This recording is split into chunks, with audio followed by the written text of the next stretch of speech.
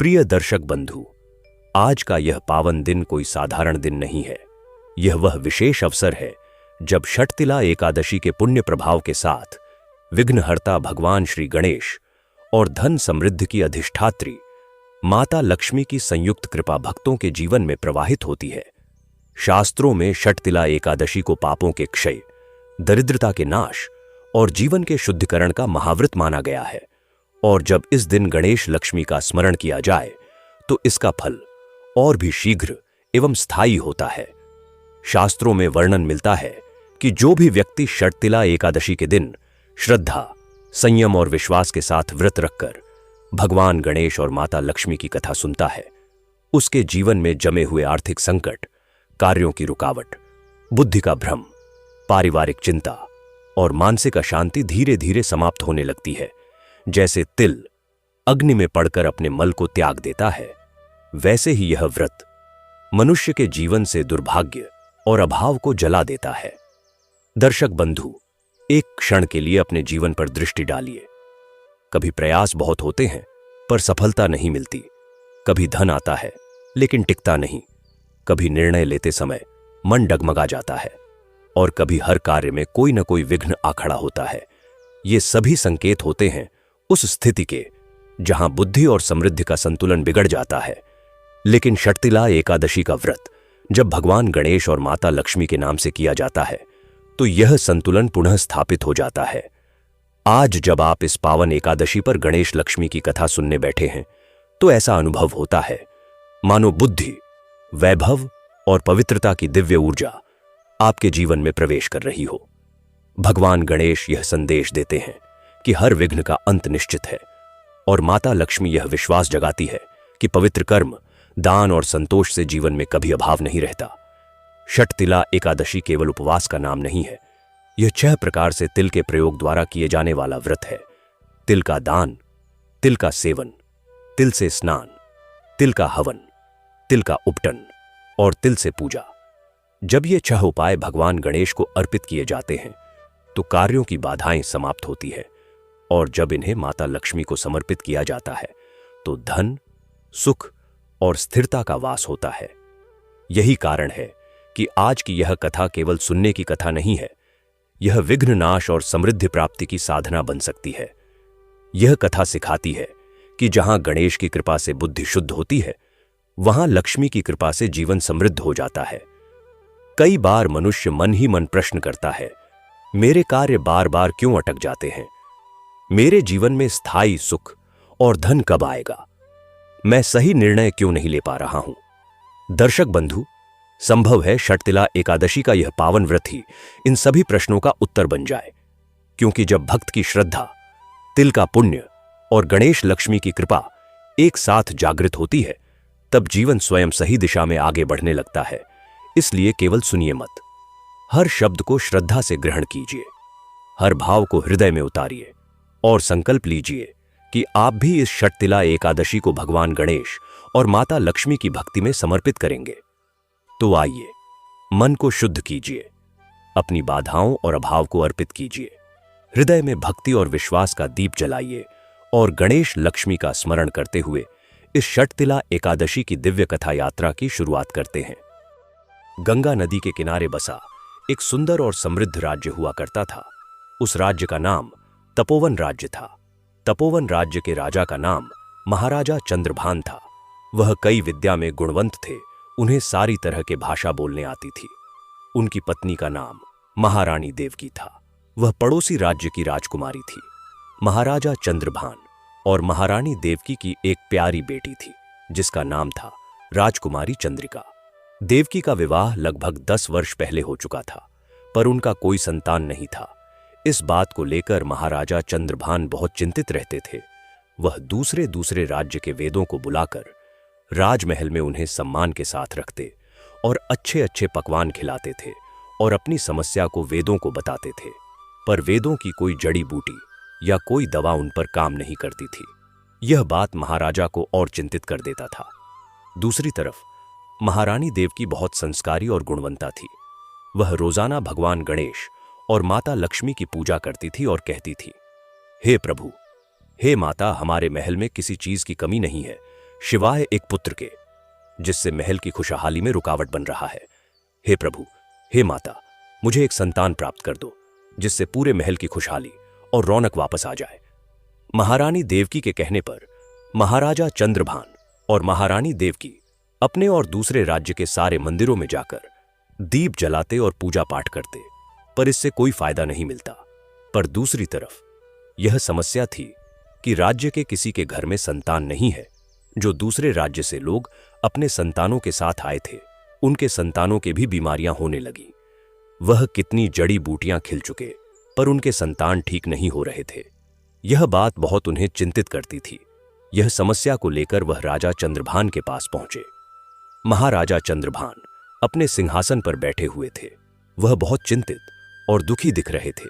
जब उन्होंने गांव को लोगों को आते देखा तो उन्हें आदर्शपूर्वक राजमहल के सभा गद्दी पर बैठाया और पूछा, क्या समस्या है आप लोगों की? तब लोगों ने बताया कि हम पहले दूसरे राज्य में रहते थे और कुछ ही दिनों पहले आपके राज्य में हम कारोबार को लेकर आए हैं, पर जब से आए हैं तब से हमारे बच्चों की तबीयत खराब होते जा रही है। यह बात सुनकर महाराजा चौंक गए और उन्होंने कहा, ऐसी बात है तो आप एक काम करिए, आप पड़ोसी राज्य में चले जाइए और जब आपके पुत्र ठीक हो जाए तो हमें बता दीजिए। 2-4 दिनों बाद महाराज के पास एक व्यक्ति आया और बोला, महाराज, हम दूसरे राज्य में गए तो हमारे बच्चों की सारी बीमारियां ठीक हो गईं। तब महाराज ने अपने उपाध्यकारी से पूछा, क्या इस राज्य पर संतान के ऊपर कोई श्राप है? उपाध्यकारी ने गहरी सांस भरते हुए कहा, महाराज, यह बात बहुत पुरानी है और बहुत ही पीड़ादायक है। यह कहानी आपके पिता महाराजा विक्रमादित्य के समय की है। महाराजा चंद्रभान ने कहा, मुझे सब कुछ विस्तार से बताइए। मैं जानना चाहता हूं कि आखिर इस राज्य के साथ ऐसा क्या हुआ था जिसकी वजह से आज पूरा राज्य संतानहीन हो गया है और जो दूसरे राज्य से आते हैं उनके बच्चे भी बीमार पड़ जाते हैं। उपाध्यकारी ने कहना शुरू किया, महाराज, यह घटना आज से लगभग 25 वर्ष पुरानी है। उस समय आपके पिता महाराजा विक्रमादित्य इस तपोवन राज्य के राजा थे। वह बहुत ही पराक्रमी और न्यायप्रिय राजा थे। उनके राज्य में सभी प्रजा बहुत खुश रहती थी। चारों तरफ खुशहाली थी। उस समय तपोवन राज्य की गिनती सबसे समृद्ध राज्यों में होती थी। राज्य में धन धान्य की कोई कमी नहीं थी। व्यापार बहुत अच्छे से चलता था। दूर दूर से व्यापारी यहां आते थे और अपना सामान बेचते थे। गंगा नदी के किनारे होने की वजह से यहां की जमीन बहुत उपजाऊ थी। खेतों में सोना उगता था। किसान बहुत मेहनती थे और उनकी मेहनत का फल उन्हें अच्छे से मिलता था। महाराजा विक्रमादित्य अपनी प्रजा का बहुत ख्याल रखते थे। वह रोज सुबह दरबार लगाते थे और प्रजा की समस्याओं को सुनते थे। उनके दरबार में कई विद्वान मंत्री थे जो राज्य के कामकाज को बहुत अच्छे से संभालते थे। महाराजा विक्रमादित्य की रानी का नाम रानी विमला था। वह बहुत ही सुशील और धार्मिक महिला थीं। वह रोज मंदिर जाती थीं और भगवान की पूजा करती थीं। उनका एक ही पुत्र था जो आप हैं महाराज चंद्रभान। उस समय आप बहुत छोटे थे, मात्र 5 वर्ष के। आप बहुत ही चंचल और प्यारे बालक थे। पूरे महल में आपकी किलकारियां गूंजती रहती थीं। महारानी विमला आपको बहुत प्यार करती थीं और महाराजा विक्रमादित्य को अपने पुत्र पर बहुत गर्व था। वह चाहते थे कि आप बड़े होकर एक महान राजा बने और इस राज्य की परंपरा को आगे बढ़ाएं। एक दिन की बात है। गर्मी का मौसम था। सूरज अपनी पूरी तपिश के साथ चमक रहा था। दोपहर का समय था और चारों तरफ सन्नाटा छाया हुआ था। उस समय एक सन्यासी तपोवन राज्य की सीमा में प्रवेश किया। वह सन्यासी बहुत ही तेजस्वी और ज्ञानी दिखते थे। उनके शरीर पर भगवा वस्त्र था, हाथ में कमंडल और एक छोटी सी झोली थी। उनके माथे पर तिलक लगा हुआ था और लंबी जटाएं थीं। उनकी आंखों में एक अलग ही चमक थी जो उनकी आध्यात्मिक शक्ति को दर्शाती थी। वह सन्यासी का नाम स्वामी तपोधन था। वह कई वर्षों तक हिमालय की गुफाओं में तपस्या कर चुके थे। उन्होंने भगवान शिव की कठोर तपस्या की थी और उनसे अनेक सिद्धियां प्राप्त की थीं। वह अब तीर्थयात्रा पर निकले थे और विभिन्न राज्यों में घूम रहे थे। जहां कहीं भी वह जाते थे वहां के लोग उनका बहुत सम्मान करते थे। राजा महाराजा भी उनके चरणों में नतमस्तक होते थे। स्वामी तपोधन एक सच्चे सन्यासी थे। वह सांसारिक मोह माया से परे थे। उन्हें धन दौलत से कोई लेना देना नहीं था। वह केवल सत्य और धर्म के मार्ग पर चलते थे। उनके मन में किसी के प्रति कोई द्वेष नहीं था। वह सभी प्राणियों में भगवान को देखते थे, लेकिन वह अन्याय और अधर्म को बर्दाश्त नहीं कर सकते थे। अगर कोई धर्म के विरुद्ध काम करता था तो वह उसे दंड देने में भी पीछे नहीं हटते थे। स्वामी तपोधन जब तपोवन राज्य में प्रवेश किया तो उन्होंने चारों तरफ देखा। राज्य वाकई बहुत सुंदर था। हरे भरे खेत थे, नदी का पानी साफ बह रहा था, गांव में बच्चे खेल रहे थे, महिलाएं अपने घरों में काम कर रही थीं। सब कुछ बहुत ही शांत और सुव्यवस्थित लग रहा था। स्वामी तपोधन धीरे धीरे चलते हुए राजधानी की तरफ बढ़ने लगे। वह भिक्षा मांगते हुए जा रहे थे। जहां कहीं भी वह रुकते थे वहां के लोग उन्हें बड़े प्रेम से भोजन देते थे।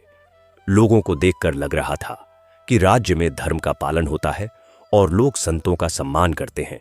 स्वामी तपोधन ने सोचा कि यह राज्य वाकई धन्य है। यहाँ के राजा निश्चित ही एक अच्छे इंसान होंगे। उन्होंने मन ही मन में महाराजा विक्रमादित्य के लिए आशीर्वाद दिया। 2 दिन में स्वामी तपोधन राजधानी के मुख्य द्वार पर पहुंच गए। राजधानी बहुत ही भव्य थी। ऊंची ऊंची दीवारें थीं। द्वार पर सैनिक पहरा दे रहे थे। अंदर से बाजार की आवाजें आ रही थीं। स्वामी तपोधन ने अंदर प्रवेश किया। बाजार में बहुत भीड़ थी। दुकानें सजी हुई थीं। तरह तरह के सामान बिक रहे थे। सुनार के यहां सोने चांदी के आभूषण थे। कपड़े की दुकानों में रंग बिरंगे कपड़े थे। मिठाई की दुकान से मीठी खुशबू आ रही थी। स्वामी तपोधन ने सोचा कि यहां व्यापार बहुत अच्छा चल रहा है, लोग समृद्ध हैं। स्वामी तपोधन भिक्षा मांगते हुए एक गली से गुजर रहे थे। तभी उन्हें बहुत जोर की प्यास लगी। गर्मी बहुत थी और वह लगातार चल रहे थे। उन्होंने सोचा कि किसी घर से पानी मांग लेते हैं। उन्होंने एक घर के दरवाजे पर दस्तक दी। वह एक बहुत बड़ी हवेली थी। दरवाजा बहुत सुंदर और भव्य था। ऐसा लग रहा था कि यहां कोई बहुत अमीर आदमी रहता है। कुछ देर बाद दरवाजा खुला। एक नौकर बाहर आया और स्वामी तपोधन को ऊपर से नीचे तक घूरा। उसने बड़े घमंड से पूछा, क्या चाहिए तुम्हें? स्वामी तपोधन ने विनम्रता से कहा, पुत्र, मुझे बहुत प्यास लगी है, क्या तुम मुझे थोड़ा पानी पिला सकते हो? नौकर ने मुंह बनाते हुए कहा, हमारे यहां भिखारियों के लिए पानी नहीं है। यह कोई धर्मशाला नहीं है। आगे बढ़ो यहां से। स्वामी तपोधन को यह सुनकर थोड़ा आश्चर्य हुआ, लेकिन उन्होंने सोचा कि शायद यह नौकर ऐसा है। मालिक तो अच्छा होगा। उन्होंने कहा, पुत्र, कोई बात नहीं, लेकिन क्या तुम अपने मालिक को बुला सकते हो? मैं उनसे मिलना चाहता हूं। नौकर ने कहा, मालिक को फुर्सत नहीं है, वह बहुत व्यस्त आदमी है, हर किसी से नहीं मिलते। अब जाओ यहां से, नहीं तो मैं तुम्हें धक्का देकर बाहर निकाल दूंगा। स्वामी तपोधन ने सोचा कि अगर नौकर ऐसा बर्ताव कर रहा है तो निश्चित ही मालिक भी ऐसा ही होगा। जैसा राजा वैसी प्रजा। उन्होंने वहां से जाने का मन बना लिया, लेकिन तभी उन्हें अंदर से किसी की आवाज सुनाई दी। एक आदमी जोर जोर से चिल्ला रहा था। वह नौकर को गालियां दे रहा था। स्वामी तपोधन ने ध्यान से सुना। वह आदमी कह रहा था, अरे मूर्ख, इतना आसान काम भी नहीं कर सकते। मैंने तुम्हें क्या कहा था? मैंने कहा था कि राजमहल से जो सामान आए उसे सीधे तहखाने में रख दो, लेकिन तुमने उसे बाहर रख दिया। अगर किसी ने देख लिया तो क्या होगा? तुम्हें तो मैं अभी निकाल देता हूं इस काम से। नौकर डर गया और उसने कहा, माफ करें मालिक, अब ऐसी गलती नहीं होगी। मालिक ने कहा, अच्छा, अब जाओ और उस सामान को अच्छे से छुपा दो, किसी को पता नहीं चलना चाहिए। यह बात राजमहल से जुड़ी है। अगर किसी को पता चला तो हम दोनों की खैर नहीं। स्वामी तपोधन को यह सुनकर शंका हुई, यह आदमी राजमहल से क्या सामान छुपा रहा है, और वह भी इतनी गोपनीयता से? निश्चित ही कुछ गड़बड़ है। उन्होंने सोचा कि इस बारे में और जानकारी लेनी चाहिए। वह वहां से थोड़ा हटकर एक तरफ खड़े हो गए। कुछ देर बाद वह नौकर बाहर आया। उसके हाथ में एक बड़ा सा बोरा था। वह इधर उधर देखा और फिर तेजी से एक गली में घुस गया। स्वामी तपोधन ने सोचा कि इसके पीछे चलना चाहिए। वह भी धीरे धीरे उस नौकर के पीछे चल पड़े। नौकर कई गलियों से होता हुआ एक पुराने मकान के सामने रुका। उसने चारों तरफ देखा और फिर अंदर चला गया। स्वामी तपोधन भी वहां पहुंच गए।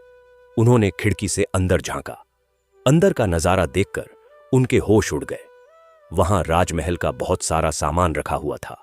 सोने चांदी के बर्तन थे, कीमती कपड़े थे, आभूषण थे। ये सब कुछ चोरी का माल लग रहा था। नौकर ने बोरे को एक कोने में रख दिया और फिर वापस चला गया। स्वामी तपोधन समझ गए कि यहां कुछ बहुत बड़ी चोरी हो रही है। राजमहल का सामान चुराया जा रहा है और यहां छुपाया जा रहा है। लेकिन सवाल यह था कि यह काम कौन करवा रहा है? क्या वह हवेली का मालिक अकेला है या उसके साथ और भी लोग हैं? और सबसे बड़ी बात यह कि क्या महाराजा विक्रमादित्य को इस बारे में पता है? स्वामी तपोधन ने सोचा कि उन्हें इस बारे में महाराजा को बताना चाहिए। वह राजमहल की तरफ चल पड़े। राजमहल बहुत ही भव्य था। ऊंचे ऊंचे स्तंभ थे, सुंदर नक्काशी थी। द्वार पर सैनिक पहरा दे रहे थे। स्वामी तपोधन ने द्वार पर खड़े सैनिक से कहा, मैं महाराजा से मिलना चाहता हूं। सैनिक ने कहा, महाराज इस समय दरबार में हैं, आप अंदर जा सकते हैं। स्वामी तपोधन अंदर गए। दरबार बहुत बड़ा था। बीच में सिंहासन पर महाराजा विक्रमादित्य बैठे थे। उनके चारों तरफ मंत्री और सलाहकार बैठे थे। कुछ लोग अपनी फरियाद लेकर खड़े थे। महाराजा विक्रमादित्य एक एक करके सबकी सुन रहे थे और न्याय दे रहे थे। स्वामी तपोधन को देखते ही महाराजा उठ खड़े हुए। उन्होंने हाथ जोड़कर प्रणाम किया और कहा, स्वागत है महात्मा आपका हमारे राज्य में। आइए पधारिए। आपके दर्शन से हमारा राज्य धन्य हो गया। स्वामी तपोधन ने भी प्रणाम किया और कहा, आयुष्मान भव राजन। आपकी प्रजा बहुत खुश दिखती है। आपका राज्य बहुत सुंदर है। महाराजा ने कहा, यह सब आपके जैसे महात्माओं का आशीर्वाद है। कृपया बैठिए। मुझे बताइए, मैं आपकी क्या सेवा कर सकता हूं? स्वामी तपोधन बैठ गए। उन्होंने चारों तरफ देखा। सभी लोग उन्हें ध्यान से देख रहे थे। स्वामी तपोधन ने कहा, महाराज मैं कुछ दिनों से आपके राज्य में हूं। मैंने यहां बहुत कुछ देखा है। आपकी प्रजा खुश है। लोग धर्म का पालन करते हैं। लेकिन आज मुझे एक ऐसी बात का पता चला है जिसने मुझे बहुत चिंतित कर दिया है। महाराजा ने पूछा, क्या बात है महात्मा? कृपया मुझे बताइए। स्वामी तपोधन ने कहा, महाराज आपके राज्य में कुछ लोग ऐसे हैं जो आपके साथ विश्वासघात कर रहे हैं। आपके महल से सामान चुराया जा रहा है। मैंने आज अपनी आंखों से देखा है। एक बड़ी हवेली के मालिक के यहां राजमहल का चोरी का सामान छुपाया जा रहा है। यह सुनकर पूरे दरबार में हड़कंप मच गया। सभी लोग एक दूसरे की तरफ देखने लगे। महाराजा विक्रमादित्य के चेहरे पर गुस्सा आ गया। उन्होंने जोर से कहा, यह कैसे हो सकता है? मेरे राज्य में चोरी, और वह भी राजमहल से। यह किसकी हिम्मत है? महात्मा आप मुझे बताइए, वह हवेली कहां है और वह आदमी कौन है? स्वामी तपोधन ने कहा, महाराज वह हवेली राजधानी के पूर्वी भाग में है। बहुत बड़ी हवेली है, लेकिन मुझे उस आदमी का नाम नहीं पता। महाराजा ने अपने मुख्य सेनापति को बुलाया और कहा, सेनापति तुम अभी जाओ और उस हवेली को घेर लो। वहां जो भी सामान मिले उसे जब्त कर लो और उस आदमी को गिरफ्तार करके यहां लेकर आओ। सेनापति ने सिर झुकाकर कहा, जो आज्ञा महाराज। वह तुरंत कुछ सैनिकों के साथ निकल पड़ा। कुछ घंटों बाद सेनापति वापस आया। उसके साथ उस हवेली का मालिक भी था। उसके हाथ बंधे हुए थे। सैनिकों ने बहुत सारा सामान भी लाया था। सोने चांदी के बर्तन थे, कीमती वस्त्र थे, आभूषण थे। सब कुछ राजमहल का ही था। महाराजा ने उस आदमी की तरफ देखा। वह आदमी डर से कांप रहा था। महाराजा ने पूछा, तुम कौन हो और यह सब क्या है? वह आदमी घबराहट में बोला, महाराज मेरा नाम धनपाल है। मैं एक व्यापारी हूं। महाराजा ने गुस्से में कहा, व्यापारी? तुम व्यापारी हो या चोर? यह सब सामान तुम्हारे घर कैसे पहुंचा? सच सच बताओ, नहीं तो तुम्हारी खैर नहीं। धनपाल रोने लगा और बोला, महाराज मुझे माफ कर दीजिए। मैंने बहुत बड़ी गलती की है। मैं लालच में आ गया। मुझे और धन की चाहत थी। मैंने राजमहल के कुछ नौकरों से मिलकर यह सब किया। वह लोग महल से चीजें चुराकर मुझे दे देते थे और मैं उन्हें पैसे देता था। फिर मैं उन चीजों को दूसरे राज्यों में बेच देता था। महाराजा ने पूछा, वह नौकर कौन है? उनके नाम बताओ। धनपाल ने कुछ नाम बताए। महाराजा ने तुरंत सैनिकों को आदेश दिया कि उन सभी को गिरफ्तार कर लिया जाए। दरबार में सन्नाटा छा गया। सभी लोग इस बात से हैरान थे कि राजमहल में ही ऐसे लोग हैं जो राजा के साथ विश्वासघात कर रहे थे। महाराजा विक्रमादित्य बहुत क्रोधित हो गए। उन्होंने कहा, यह बहुत बड़ा अपराध है। जो लोग अपने राजा के साथ विश्वासघात करते हैं उन्हें कठोर से कठोर सजा मिलनी चाहिए। मैं इन सभी को मृत्युदंड देता हूं। यह सुनकर धनपाल और बाकी आरोपी चीखने लगे। वह महाराजा के पैरों में गिर गए और माफी मांगने लगे। लेकिन महाराजा का फैसला अटल था। उन्होंने सैनिकों को आदेश दिया कि इन सभी को कारागार में डाल दिया जाए। कल सुबह इनकी फांसी हो जाएगी। सैनिक, उन्होंने महाराजा से कहा, राजन, आपने जो निर्णय लिया है वह सही है। अपराधियों को सजा मिलनी ही चाहिए, लेकिन मृत्युदंड देने से पहले एक बार उनके परिवार के बारे में भी सोच लीजिए। शायद उनके घर में छोटे बच्चे हों, बूढ़े माता पिता हों, उनका क्या होगा? महाराजा ने कहा, महात्मा, आप बिल्कुल सही कह रहे हैं, लेकिन अगर मैं इन्हें छोड़ दूंगा तो दूसरे लोग भी ऐसा करने का साहस करेंगे। मुझे एक मिसाल कायम करनी होगी। स्वामी तपोधन ने कहा, राजन, मैं यह नहीं कह रहा कि आप इन्हें छोड़ दें। इन्हें सजा जरूर मिलनी चाहिए, लेकिन मृत्युदंड की जगह आप इन्हें आजीवन कारावास दे सकते हैं या फिर इनसे कठोर परिश्रम करवा सकते हैं। महाराजा विक्रमादित्य ने कुछ देर सोचा, फिर उन्होंने कहा, ठीक है महात्मा, मैं आपकी बात मान लेता हूं। मैं इन्हें मृत्युदंड की जगह आजीवन कारावास दूंगा और इनसे खदानों में काम करवाया जाएगा। स्वामी तपोधन ने कहा, धन्य हैं आप महाराज, आप एक सच्चे और दयालु राजा हैं। महाराजा विक्रमादित्य ने स्वामी तपोधन का बहुत सम्मान किया। उन्होंने कहा, महात्मा, आपने आज मेरे राज्य का बहुत बड़ा उपकार किया है। अगर आप ना होते तो यह चोरी चलती रहती और मुझे पता भी नहीं चलता। मैं आपका बहुत आभारी हूं। कृपया आप कुछ दिन हमारे राजमहल में रुकिए, मैं आपकी अच्छे से सेवा करवाऊंगा। स्वामी तपोधन ने कहा, राजन, मैं एक सन्यासी हूं, मुझे राजमहल में रहने की आदत नहीं है। मैं तो जंगलों और पहाड़ों में रहता हूं, लेकिन अगर आप कहते हैं तो मैं कुछ दिन यहां ठहर सकता हूं। महाराजा बहुत खुश हुए। उन्होंने स्वामी तपोधन के लिए राजमहल में एक अलग कक्ष की व्यवस्था करवाई। वहां सभी सुविधाएं थीं, लेकिन स्वामी तपोधन ने कहा कि उन्हें इतनी सुविधाओं की जरूरत नहीं है। उन्होंने कहा कि उन्हें बस एक साधारण कमरा चाहिए जहां वह अपनी साधना कर सकें। महाराजा ने उनकी इच्छा का सम्मान किया और उन्हें एक सादा कमरा दे दिया। स्वामी तपोधन वहां रहने लगे। वह सुबह उठकर पूजा पाठ करते, फिर राजमहल के बगीचे में टहलने जाते, दोपहर में भिक्षा लेते और शाम को ध्यान में बैठ जाते। कई दिन इसी तरह बीत गए। एक दिन स्वामी तपोधन बगीचे में टहल रहे थे। तभी उन्होंने देखा कि महाराजा का छोटा सा बेटा वहां खेल रहा है। वह बालक बहुत प्यारा था। उसकी आंखों में मासूमियत थी। वह तितलियों के पीछे भाग रहा था। स्वामी तपोधन मुस्कुरा दिए। उन्हें बच्चे बहुत पसंद थे। वह उस बालक के पास गए और कहा, बच्चे, क्या तुम्हारा नाम चंद्रभान है? बालक ने कहा, हां महात्मा जी, आप कैसे जानते हैं? स्वामी तपोधन ने कहा, तुम्हारे पिता ने बताया था। तुम बहुत अच्छे लड़के लगते हो। बालक चंद्रभान मुस्कुराया। स्वामी तपोधन ने उससे कुछ देर बातें की। उन्होंने उसे कुछ कहानियां सुनाई। बालक बहुत खुश हुआ। उसने कहा, महात्मा जी, आप बहुत अच्छी कहानियां सुनाते हैं। क्या आप रोज मुझे कहानी सुनाएंगे? स्वामी तपोधन ने कहा, हां बेटा, जरूर। अब से हर शाम मैं तुम्हें कहानी सुनाया करूंगा। बालक खुशी से उछलने लगा। उसने दौड़कर अपनी मां को यह बात बताई। महारानी विमला भी बहुत खुश हुई। उन्होंने सोचा कि यह बहुत अच्छी बात है।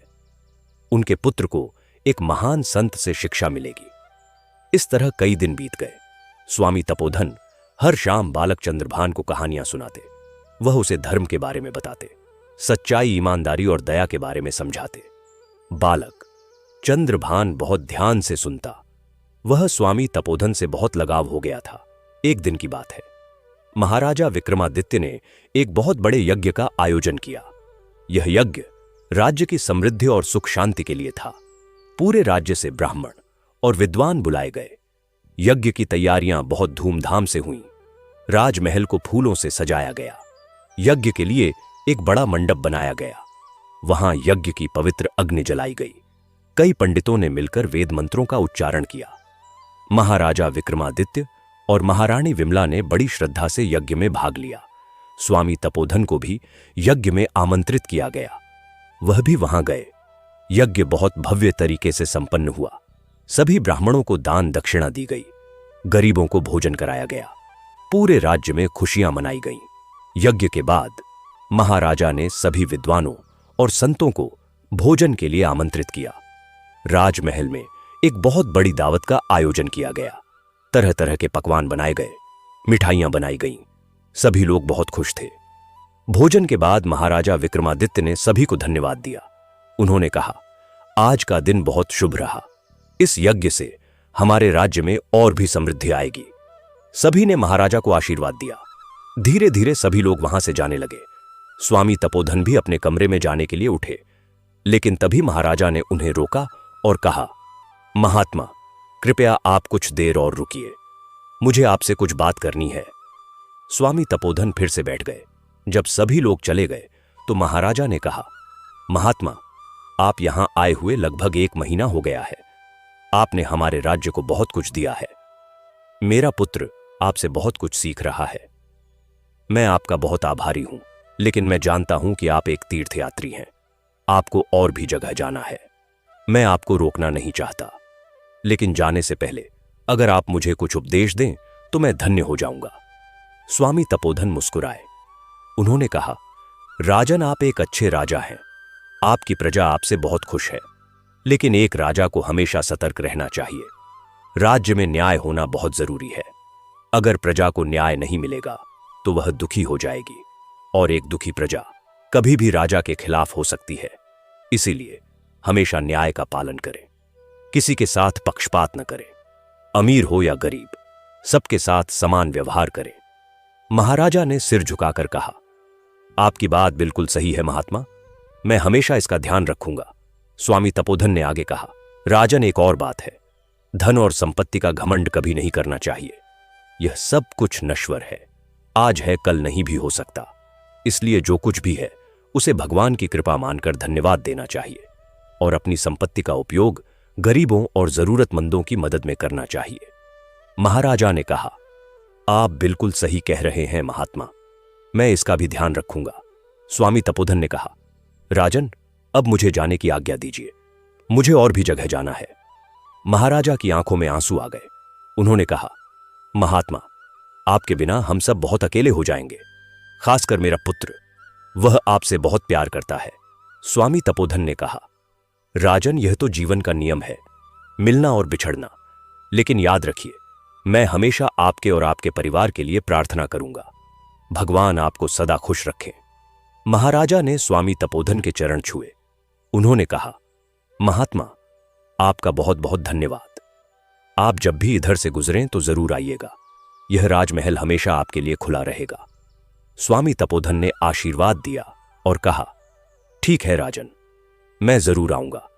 अब मुझे बालक चंद्रभान से मिलने की आज्ञा दीजिए, मैं उसे विदा लेना चाहता हूं। महाराजा ने बालक चंद्रभान को बुलवाया। बालक दौड़ता हुआ आया। जब उसे पता चला कि स्वामी तपोधन जा रहे हैं तो वह रोने लगा। उसने कहा, महात्मा जी, आप कहां जा रहे हैं? मुझे छोड़कर मत जाइए, मैं आपके बिना बहुत अकेला हो जाऊंगा। आप कौन मुझे कहानियां सुनाएगा? स्वामी तपोधन ने उसे गले लगाया। उन्होंने कहा, बेटा, मुझे जाना होगा, लेकिन तुम चिंता मत करो, मैं तुम्हें कभी नहीं भूलूंगा, और तुम भी जो कुछ मैंने तुम्हें सिखाया है उसे मत भूलना। हमेशा सच बोलना, किसी के साथ बुरा मत करना, सबकी मदद करना। बालक चंद्रभान ने आंसू पोंछते हुए कहा, हां महात्मा जी, मैं वादा करता हूं, मैं आपकी सारी बातें याद रखूंगा। स्वामी तपोधन ने उसके सिर पर हाथ रखा और आशीर्वाद दिया। उन्होंने कहा, भगवान तुम्हें लंबी उम्र दें बेटा, तुम बड़े होकर एक महान राजा बनोगे। फिर स्वामी तपोधन ने महारानी विमला से भी विदा ली। महारानी ने उन्हें प्रणाम किया और कहा, महात्मा, आपके आशीर्वाद से हमारा परिवार बहुत खुश रहा। आप जहां भी जाएं खुश रहें। स्वामी तपोधन ने कहा, तथास्तु, भगवान आपकी रक्षा करें। अगली सुबह स्वामी तपोधन राजमहल से निकल पड़े। महाराजा विक्रमादित्य और उनका पूरा परिवार उन्हें विदा करने आया। सभी की आंखों में आंसू थे। स्वामी तपोधन ने सबको आशीर्वाद दिया और चल पड़े।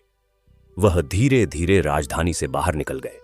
उन्होंने सोचा कि अब वह गंगा नदी के किनारे कुछ दिन रुकेंगे, वहां वह तपस्या करेंगे। स्वामी तपोधन गंगा नदी के किनारे पहुंचे। वहां एक बहुत सुंदर जगह थी।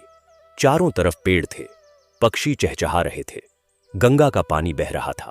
स्वामी तपोधन ने वहां एक छोटी सी कुटिया बनाई वह वहां रहने लगे।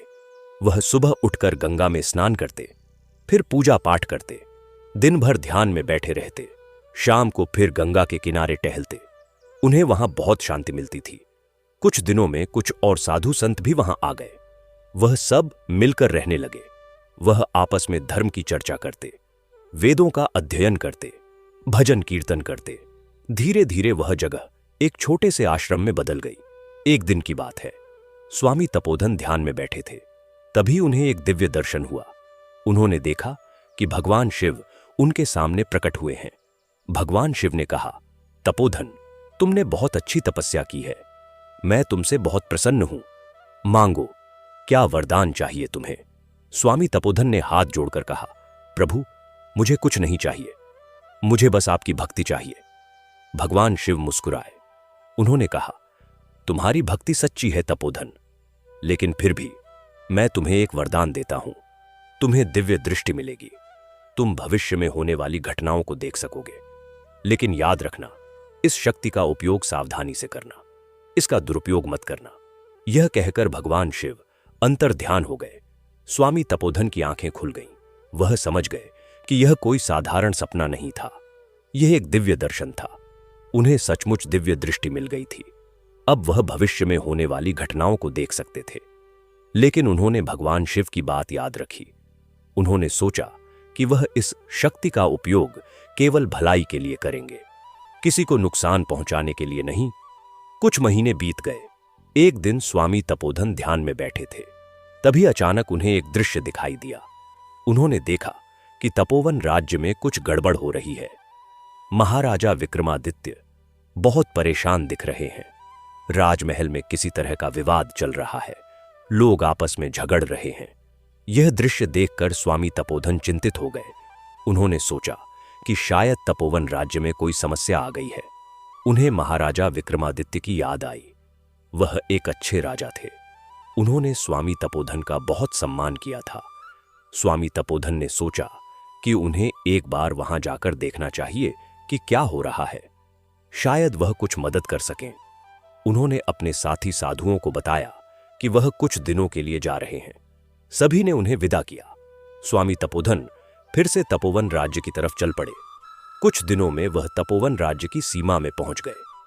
लेकिन जो नजारा उन्होंने वहां देखा वह बहुत ही दुखद था। राज्य की हालत बहुत खराब थी।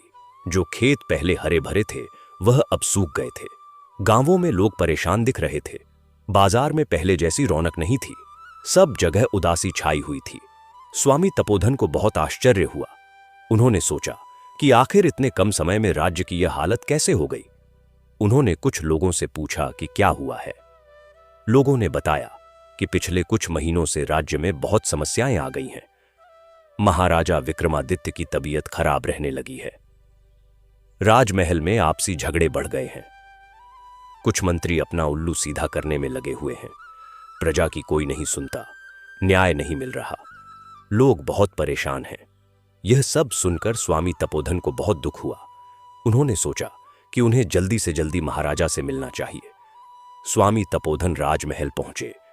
द्वार पर जो सैनिक पहले बहुत चुस्त दुरुस्त दिखते थे वह अब थके हारे से लग रहे थे। स्वामी तपोधन ने उनसे कहा कि वह महाराजा से मिलना चाहते हैं। सैनिक ने कहा, महाराज इस समय बहुत बीमार हैं, वह किसी से नहीं मिल रहे। स्वामी तपोधन ने कहा, लेकिन मैं स्वामी तपोधन हूं, महाराज मुझे जानते हैं, कृपया उन्हें बता दो। सैनिक अंदर गया और कुछ देर बाद वापस आया। उसने कहा, महाराज ने आपको अंदर बुलाया है, कृपया आइए। स्वामी तपोधन अंदर गए। राजमहल की हालत भी बहुत खराब थी। जो पहले साफ सुथरा और सजा हुआ था वह अब गंदा और बिखरा हुआ लग रहा था। ऐसा लग रहा था कि किसी ने इसकी देखभाल नहीं की। स्वामी तपोधन महाराजा के कक्ष में पहुंचे। महाराजा विक्रमादित्य पलंग पर लेटे हुए थे।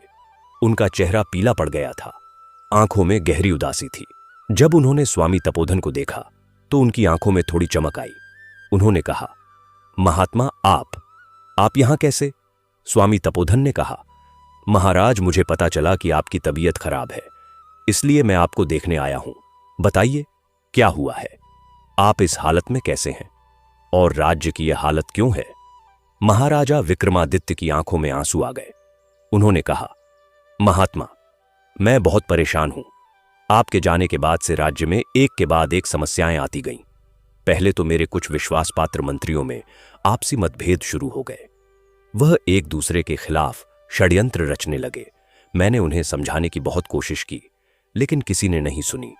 फिर धीरे धीरे राज्य में अन्याय होने लगा। जो मंत्री शक्तिशाली थे वह अपनी मनमानी करने लगे। प्रजा की फरियाद सुनी नहीं जाती। गरीबों पर अत्याचार होने लगे। व्यापार ठप हो गया। खेतीबाड़ी पर भी असर पड़ा। फिर अचानक एक दिन मेरी तबीयत खराब होने लगी। कोई वैद्य, कोई हकीम, कुछ काम नहीं आया। मैं दिन ब दिन कमजोर होता गया।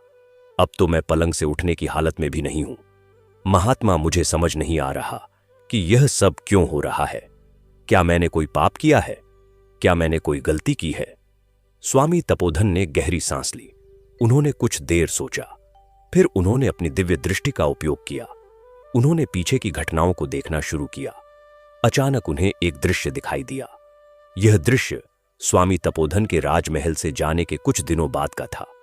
उस दिन महाराजा विक्रमादित्य अपने दरबार में बैठे थे। सामान्य दिन की तरह प्रजा की फरियादें सुन रहे थे। तभी एक वृद्ध ब्राह्मण वहां आया। वह बहुत गुस्से में था। उसने महाराजा से कहा, महाराज, मैं आपसे न्याय मांगने आया हूं। मेरे साथ बहुत बड़ा अन्याय हुआ है। महाराजा ने कहा, कहिए ब्राह्मण देव, क्या समस्या है आपकी? वृद्ध ब्राह्मण ने कहा, महाराज, मेरे पास राजधानी के बाहर एक छोटी सी जमीन थी। वह मेरे पूर्वजों की थी। मैं उस पर खेती करता था। वही मेरी जीविका का साधन था। लेकिन आपके एक मंत्री ने जबरदस्ती मेरी वह जमीन छीन ली है। उसने अपने आदमियों को भेजकर मुझे धमकाया और जमीन के कागजात छीन लिए। अब वह उस जमीन पर अपनी हवेली बनवा रहा है। मैंने उसे बहुत समझाया, लेकिन उसने एक नहीं सुनी। महाराज, मैं आपसे न्याय चाहता हूं। महाराजा विक्रमादित्य को यह सुनकर बहुत गुस्सा आया। उन्होंने पूछा, वह मंत्री कौन है? ब्राह्मण ने कहा, महाराज, वह आपके खजाने के रखवाले मंत्री रत्नाकर हैं। महाराजा ने तुरंत मंत्री रत्नाकर को दरबार में बुलवाया। मंत्री रत्नाकर आया। वह एक मोटा ताजा आदमी था। उसके चेहरे पर घमंड साफ झलकता था। महाराजा ने उससे पूछा, रत्नाकर, यह ब्राह्मण क्या कह रहा है? क्या तुमने इसकी जमीन जबरदस्ती छीन ली है? मंत्री रत्नाकर ने बड़ी बेशर्मी से कहा, महाराज, यह सब झूठ है। यह ब्राह्मण झूठ बोल रहा है। वह जमीन मेरी है। मैंने इससे खरीदी थी, लेकिन अब यह मुझसे ज्यादा पैसे मांग रहा है, इसलिए झूठा आरोप लगा रहा है। वृद्ध ब्राह्मण चिल्लाया, यह झूठ है महाराज। मैंने कभी अपनी जमीन नहीं बेची। यह मुझ पर झूठा आरोप लगा रहा है। महाराजा विक्रमादित्य ने कहा, रत्नाकर, अगर तुमने वह जमीन खरीदी है तो तुम्हारे पास इसके सबूत होंगे। दिखाओ मुझे। मंत्री रत्नाकर थोड़ा घबरा गया। उसने कहा, महाराज, वह कागजात मेरे घर पर हैं। मैं कल लेकर आऊंगा। महाराजा ने कहा, ठीक है, कल तक तुम वह कागजात ले आओ। अगर तुम्हारी बात सच है तो कोई समस्या नहीं, लेकिन अगर तुमने झूठ बोला है तो तुम्हें कड़ी सजा मिलेगी। मंत्री रत्नाकर ने सिर झुकाकर कहा, जी महाराज। वह वहां से चला गया। वृद्ध ब्राह्मण भी वहां से चला गया, लेकिन उसके चेहरे पर संतोष नहीं था। उसे लग रहा था कि मंत्री रत्नाकर किसी तरह से झूठे कागजात बनवा लेगा और फिर उसका न्याय नहीं होगा। अगले दिन मंत्री रत्नाकर दरबार में आया। उसके हाथ में कुछ कागजात थे। उसने वह कागजात महाराजा को दिखाए और कहा, महाराज, यह देखिए, यह उस जमीन के कागजात हैं। इसमें साफ लिखा है कि उस ब्राह्मण ने अपनी जमीन मुझे बेच दी है। महाराजा ने वह कागजात देखे। वह बिल्कुल असली लग रहे थे। उस पर ब्राह्मण की मुहर भी थी। महाराजा को शक हुआ, लेकिन कागजात देखकर उन्हें कुछ कहने को नहीं मिला। उन्होंने ब्राह्मण से पूछा, यह कागजात तुम्हारे हैं? ब्राह्मण ने कहा, नहीं महाराज, यह झूठे कागजात हैं। मैंने कभी अपनी जमीन नहीं बेची। यह मेरी मुहर नहीं है। किसी ने नकली मुहर बनवाई है। लेकिन मंत्री रत्नाकर ने कहा, महाराज, यह ब्राह्मण झूठ बोल रहा है। अब इसे अपनी गलती का एहसास हो रहा है, इसलिए मुकर रहा है। महाराजा विक्रमादित्य बहुत उलझन में पड़ गए। उन्हें समझ नहीं आ रहा था कि किसकी बात सही है। एक तरफ उनका विश्वासपात्र मंत्री था और दूसरी तरफ एक वृद्ध ब्राह्मण। महाराजा ने सोचा, कि उन्हें इस मामले की ओर जांच करनी चाहिए। लेकिन तभी दरबार के कुछ और मंत्रियों ने मंत्री रत्नाकर का साथ दिया। उन्होंने कहा, महाराज, हम सब रत्नाकर को जानते हैं। वह एक ईमानदार आदमी है। यह ब्राह्मण जरूर झूठ बोल रहा है। महाराजा विक्रमादित्य अपने मंत्रियों की बात पर भरोसा कर बैठे। उन्होंने सोचा कि अगर इतने सारे लोग रत्नाकर की बात का समर्थन कर रहे हैं तो जरूर ब्राह्मण झूठ बोल रहा होगा। महाराजा ने फैसला सुनाया कि वह जमीन मंत्री रत्नाकर की है। ब्राह्मण का दावा खारिज किया जाता है। यह सुनकर वृद्ध ब्राह्मण को बहुत गहरा धक्का लगा। उसकी आंखों में आंसू आ गए। उसने कहा, महाराज, यह अन्याय है। आपने मेरे साथ बहुत बड़ा अन्याय किया है। मैं एक गरीब ब्राह्मण हूं। वह जमीन ही मेरी जीविका का एकमात्र साधन थी। आपने वह भी मुझसे छीन ली। आज आपने एक निर्दोष को सजा दी और दोषी को बचा लिया। यह बहुत बड़ा पाप है महाराज। महाराजा विक्रमादित्य को थोड़ा बुरा तो लगा, लेकिन उन्होंने सोचा कि उनका फैसला सही है। उन्होंने कहा, ब्राह्मण देव, आप व्यर्थ में शोर मचा रहे हैं। मैंने जो फैसला दिया है वह न्यायपूर्ण है। अब आप यहां से जाइए। वृद्ध ब्राह्मण बहुत दुखी होकर वहां से जाने लगा, लेकिन दरवाजे पर पहुंचकर वह रुक गया। उसने पीछे मुड़कर महाराजा की तरफ देखा। उसकी आंखों में गुस्सा और दर्द दोनों थे। उसने जोर से कहा, महाराज, आज आपने एक गरीब ब्राह्मण के साथ अन्याय किया है। आपने धन और सत्ता के लोभ में सच्चाई को दबा दिया। आपने अपने मंत्रियों की झूठी बातों पर भरोसा किया और एक निर्दोष की नहीं सुनी। आज से मैं आपको और आपके इस राज्य को श्राप देता हूं। यह सुनकर पूरे दरबार में सन्नाटा छा गया। सभी लोग चौंक गए। महाराजा विक्रमादित्य भी हैरान रह गए। वृद्ध ब्राह्मण ने अपना दायां हाथ ऊपर उठाया। उसकी आंखें लाल हो गईं। उसने कहा, सुनो महाराज विक्रमादित्य, जिस तरह तुमने मेरी जीविका छीन ली, उसी तरह तुम्हारे राज्य से भी समृद्धि छीन ली जाएगी। जिस तरह मुझे न्याय नहीं मिला, उसी तरह तुम्हारे राज्य में भी न्याय नहीं मिलेगा। जिस तरह मैं दुखी हुआ, उसी तरह तुम्हारी प्रजा भी दुखी होगी। और सबसे बड़ी बात, मैं तुम्हारे इस राज्य को संतानहीन होने का श्राप देता हूं। आज के बाद इस राज्य में किसी के घर संतान नहीं होगी। जो संतान है वह बीमार पड़ जाएंगे, और जो लोग दूसरे राज्य से यहां आएंगे उनकी संतानें भी बीमार हो जाएंगी। यह श्राप तब तक रहेगा जब तक तुम अपनी गलती नहीं सुधारोगे, जब तक तुम सच्चे मन से क्षमा नहीं मांगोगे, जब तक तुम भगवान के सामने अपने पाप का प्रायश्चित नहीं करोगे। यह कहकर वह ब्राह्मण वहां से चला गया। पूरा दरबार सन्नाटे में था। कोई कुछ नहीं बोल रहा था। महाराजा विक्रमादित्य के चेहरे पर पसीना आ गया। उन्हें लग रहा था कि कुछ गलत हो गया है, लेकिन उन्होंने सोचा कि यह बस एक गुस्से में आकर दिया गया श्राप है, इससे कुछ नहीं होगा। उन्होंने इस बात को नजरअंदाज कर दिया और अपने काम में लग गए। लेकिन कुछ ही दिनों में उस ब्राह्मण के श्राप का असर दिखने लगा। सबसे पहले राज्य के खेतों में फसल खराब होने लगी। जो खेत पहले हरे भरे थे वह सूखने लगे। किसानों ने कितनी भी मेहनत की, लेकिन फसल अच्छी नहीं हुई। फिर व्यापार में भी नुकसान होने लगा। जो व्यापारी पहले यहां आते थे वह अब दूसरे राज्यों में जाने लगे। राज्य की आमदनी कम होने लगी। फिर सबसे बड़ी समस्या आई। राज्य में जितने भी गर्भवती महिलाएं थीं, उनका गर्भपात हो गया। किसी के घर संतान नहीं हुई। जो बच्चे पहले से थे वह बीमार पड़ने लगे। कोई वैद्य, कोई हकीम उन्हें ठीक नहीं कर पा रहा था। लोग बहुत परेशान हो गए। वह रोने लगे। पूरे राज्य में कोहराम मच गया। महाराजा विक्रमादित्य को भी इस बात का पता चला। उन्हें उस ब्राह्मण के श्राप की याद आई। उन्हें एहसास हुआ कि उन्होंने बहुत बड़ी गलती की है। उन्होंने उस ब्राह्मण को ढूंढने की कोशिश की, लेकिन वह कहीं नहीं मिला। महाराजा बहुत परेशान हो गए। उन्होंने कई यज्ञ करवाए, कई पंडितों को बुलवाया, लेकिन किसी से कुछ नहीं हुआ। श्राप का असर बढ़ता ही गया। धीरे धीरे महाराजा की भी तबीयत खराब होने लगी। उन्हें कोई बीमारी हो गई जो ठीक नहीं हो रही थी। वह दिन ब दिन कमजोर होते गए। स्वामी तपोधन ने यह सब दिव्य दृष्टि से देखा। उन्हें सब कुछ समझ आ गया। उन्होंने महाराजा विक्रमादित्य से कहा, महाराज, अब मुझे सब कुछ पता चल गया है। आपके राज्य पर एक ब्राह्मण का श्राप है। आपने उस ब्राह्मण के साथ अन्याय किया था। आपने झूठे लोगों की बात पर भरोसा किया और सच्चे की नहीं सुनी। उसी ब्राह्मण ने आपके राज्य को श्राप दिया है और अब वह श्राप पूरे राज्य को प्रभावित कर रहा है। महाराजा विक्रमादित्य की आंखों से आंसू बहने लगे। उन्होंने कहा, महात्मा, मुझे अपनी गलती का एहसास है। मैंने बहुत बड़ा पाप किया है। मैंने एक निर्दोष ब्राह्मण के साथ अन्याय किया, लेकिन अब मैं इसे कैसे सुधारूं? कृपया आप मुझे बताइए, मैं इस श्राप से अपने राज्य को कैसे बचा सकता हूं? स्वामी तपोधन ने कहा, महाराज, इस श्राप को हटाना बहुत मुश्किल है, लेकिन असंभव नहीं। आपको सबसे पहले उस ब्राह्मण को ढूंढना होगा, उससे सच्चे मन से क्षमा मांगनी होगी, उसे उसकी जमीन वापस करनी होगी, और जो मंत्री रत्नाकर ने अन्याय किया है उसे सजा देनी होगी, तभी यह श्राप हट सकता है। महाराजा विक्रमादित्य ने कहा, महात्मा, मैंने उस ब्राह्मण को ढूंढने की बहुत कोशिश की, लेकिन वह कहीं नहीं मिला।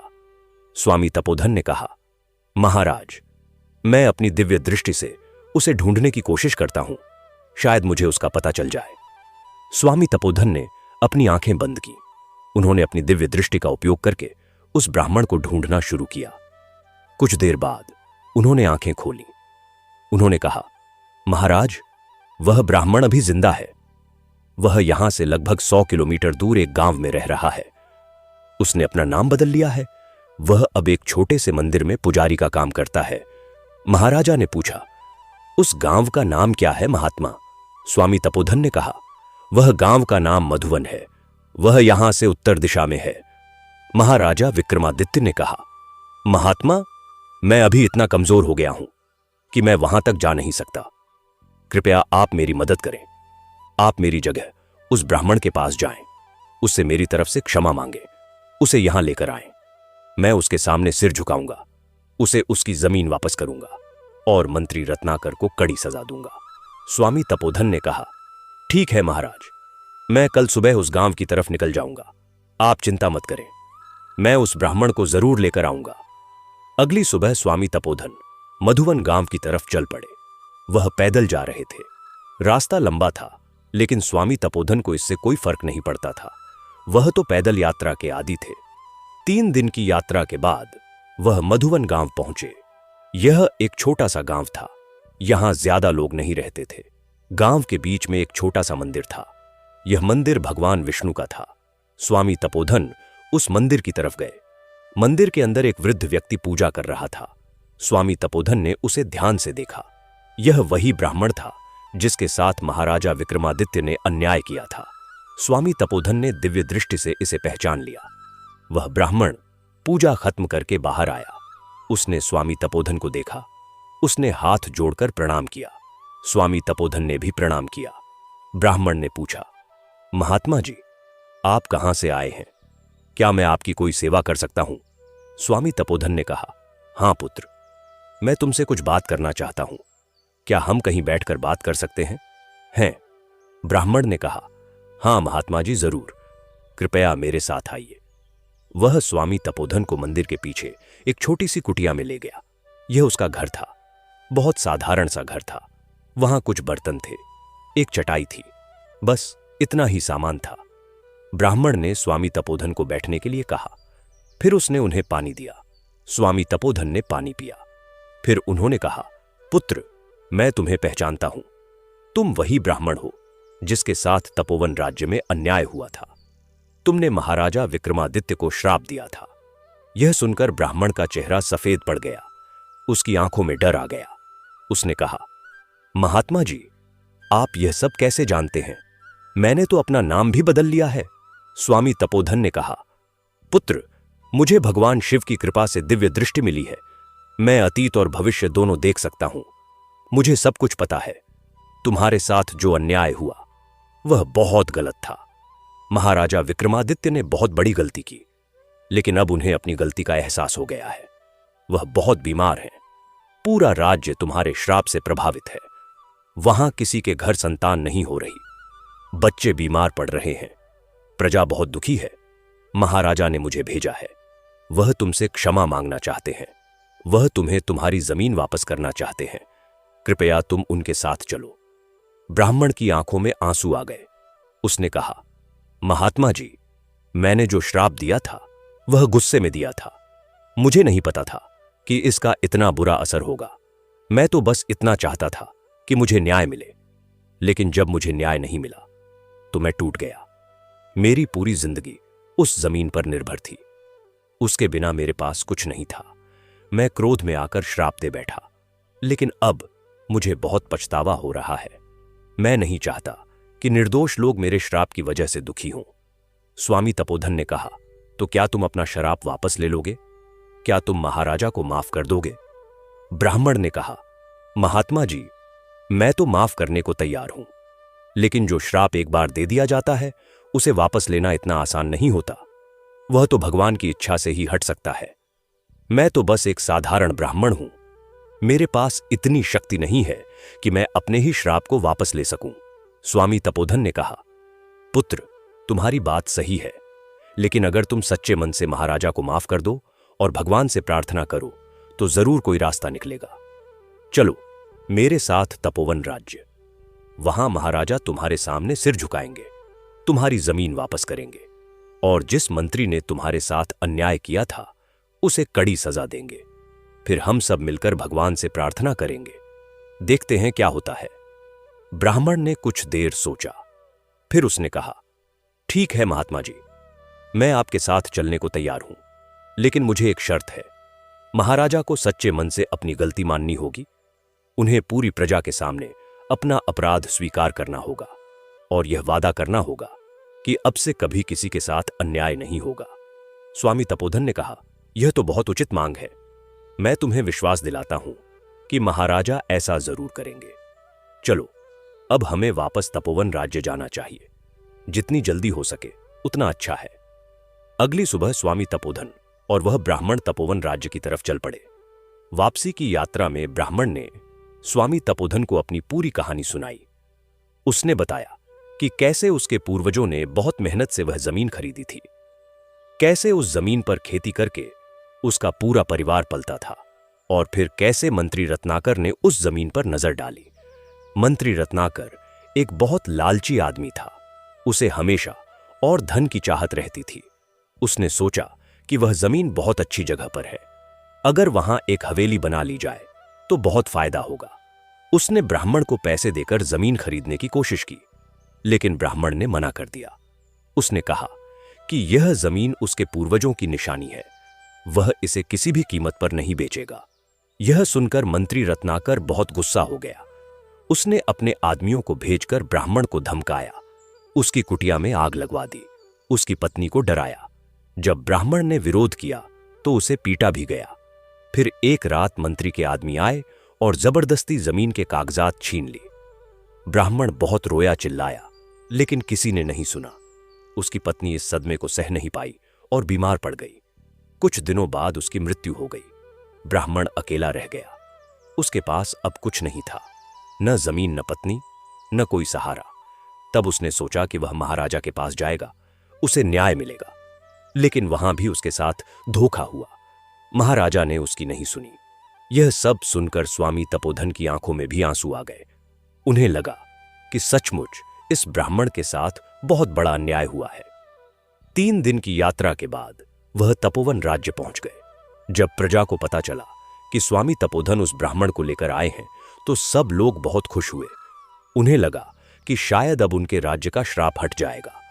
लोग सड़कों पर निकल आए। सब स्वामी तपोधन और ब्राह्मण का स्वागत करने लगे। स्वामी तपोधन सीधे राजमहल गए। महाराजा विक्रमादित्य को खबर मिली कि स्वामी तपोधन आ गए हैं और उनके साथ वह ब्राह्मण भी है।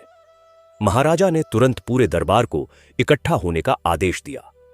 सभी मंत्री, सलाहकार और प्रजा के प्रतिनिधि दरबार में आ गए।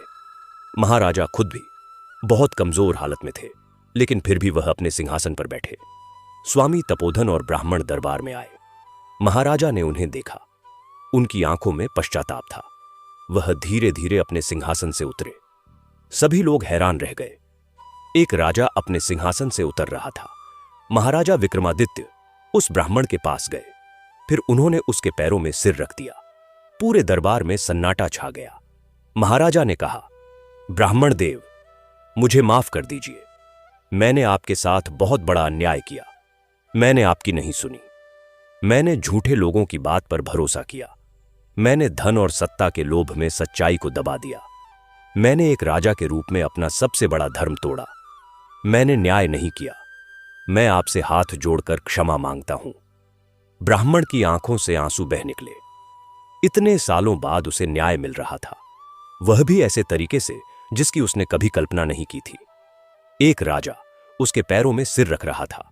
महाराजा ने आगे कहा, ब्राह्मण देव, मैं आपको आपकी जमीन वापस करता हूं, वह जमीन जो मेरे मंत्री ने आपसे छीनी थी, और यह भी वादा करता हूं कि अब से मेरे राज्य में कभी किसी के साथ अन्याय नहीं होगा। मैं हर किसी को समान न्याय दूंगा, चाहे वह गरीब हो या अमीर। मैं अपनी प्रजा के सामने यह वादा करता हूं कि अब से मैं एक सच्चा और न्यायप्रिय राजा बनूंगा। फिर महाराजा ने मंत्री रत्नाकर को बुलवाया। मंत्री रत्नाकर डर डर के आया। उसे पता था कि अब उसकी खैर नहीं। महाराजा ने कहा, रत्नाकर, तुमने एक निर्दोष ब्राह्मण के साथ बहुत बड़ा अपराध किया।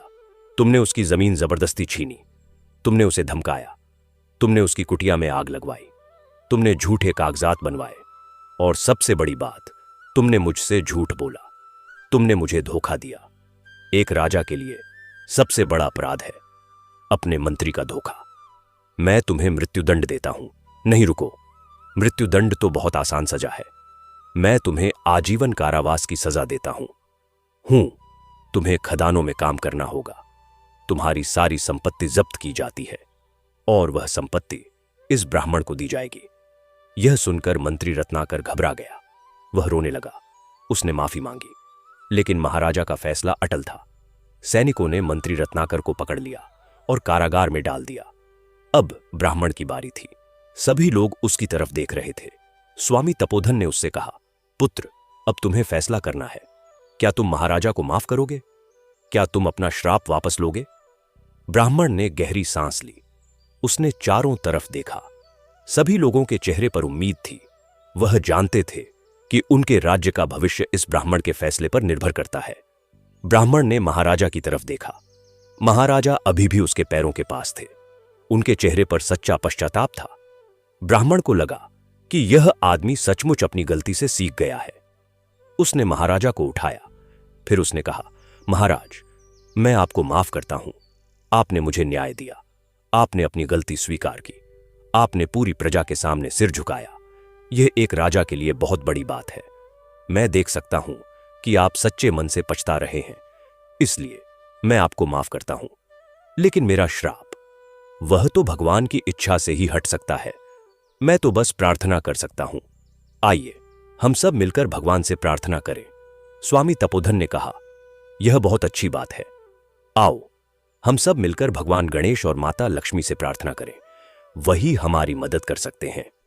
महाराजा विक्रमादित्य ने तुरंत राजमहल के मुख्य मंदिर में एक बड़े यज्ञ का आयोजन करवाया। पूरे राज्य से ब्राह्मण और पंडित बुलाए गए। यज्ञ की तैयारियां बहुत भव्य तरीके से की गईं। मंदिर को फूलों से सजाया गया। घी के दीपक जलाए गए। अगरबत्तियां जलाई गईं। यज्ञ की पवित्र अग्नि प्रज्वलित की गई। सभी पंडितों ने मिलकर वेद मंत्रों का उच्चारण किया। महाराजा विक्रमादित्य, महारानी विमला और बालक चंद्रभान सभी यज्ञ में शामिल हुए। स्वामी तपोधन और वह ब्राह्मण भी वहां थे। पूरी प्रजा भी मंदिर के बाहर इकट्ठा हो गई। सब लोग भगवान से प्रार्थना कर रहे थे। मंदिर में घंटियां बज रही थीं, शंख बज रहे थे। हवा में एक पवित्र वातावरण था। स्वामी तपोधन ने भगवान गणेश की मूर्ति के सामने हाथ जोड़े। उन्होंने कहा, हे विघ्नहर्ता भगवान गणेश, हे सिद्धिदाता, हे सर्वशक्तिमान, हम आपके सामने नतमस्तक हैं। इस राज्य पर एक श्राप है।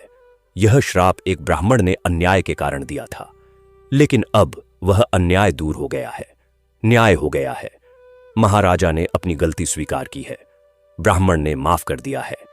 अब हम आपसे प्रार्थना करते हैं कि आप इस श्राप को हटा दें, इस राज्य को फिर से समृद्ध बनाएं, यहां की प्रजा को खुशियां दें, यहां फिर से संतानों की किलकारियां गूंजें। हे प्रभु, हम आप पर भरोसा करते हैं, कृपया हमारी प्रार्थना सुने। फिर उन्होंने माता लक्ष्मी की मूर्ति के सामने प्रार्थना की। उन्होंने कहा, हे धन की देवी माता लक्ष्मी, हे समृद्धि की दाता, हे कृपालु माता, हम आपके चरणों में नतमस्तक हैं। यह राज्य पहले बहुत समृद्ध था। यहां धन धान्य की कोई कमी नहीं थी, लेकिन अन्याय के कारण यहां से समृद्धि चली गई।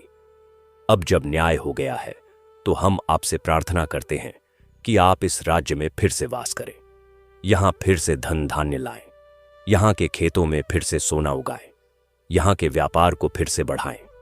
हे माता, हम आप पर भरोसा करते हैं, कृपया हमारी प्रार्थना सुने। यज्ञ पूरे दिन चलता रहा। शाम होते होते यज्ञ की समाप्ति हुई। सभी लोग प्रसाद लेकर वापस जाने लगे, लेकिन तभी अचानक कुछ अजीब होने लगा। मंदिर में एक तेज रोशनी फैलने लगी। सभी लोग चौंक गए। वह रोशनी इतनी तेज थी कि किसी को कुछ दिखाई नहीं दे रहा था। सब लोगों ने अपनी आंखें बंद कर लीं। फिर धीरे धीरे वह रोशनी कम होने लगी। जब लोगों ने आंखें खोली तो वह जो देखा उससे सब दंग रह गए। मंदिर के बीच में दो दिव्य आकृतियां खड़ी थीं। एक भगवान गणेश थे और दूसरी माता लक्ष्मी थीं। उनका तेज इतना था कि सब लोगों की आंखें चौंधिया गईं। भगवान गणेश की 4 भुजाएं थीं। एक हाथ में मोदक था, दूसरे में अंकुश था, तीसरे में पाश था और चौथा हाथ आशीर्वाद की मुद्रा में था। उनका मुख हाथी का था। उनकी आंखें बहुत दयालु थीं। माता लक्ष्मी बहुत सुंदर थीं। उनके हाथों में कमल के फूल थे। उनके चारों तरफ सोने के सिक्के बरस रहे थे। उनका तेज ऐसा था जैसे हजारों सूरज एक साथ चमक रहे हों। सभी लोग उनके सामने नतमस्तक हो गए। महाराजा विक्रमादित्य, महारानी विमला बालक चंद्रभान स्वामी, तपोधन ब्राह्मण सब झुक गए। भगवान गणेश ने अपनी मधुर आवाज में कहा, उठो मेरे भक्तों, मैं तुम्हारी प्रार्थना सुनने आया हूं। तुम सब ने बहुत अच्छा किया। तुमने अन्याय को दूर किया, तुमने न्याय किया, तुमने क्षमा मांगी और क्षमा दी। यह धर्म का सच्चा पालन है। मैं तुम सबसे बहुत प्रसन्न हूं। अब मैं इस राज्य से श्राप को हटाता हूं।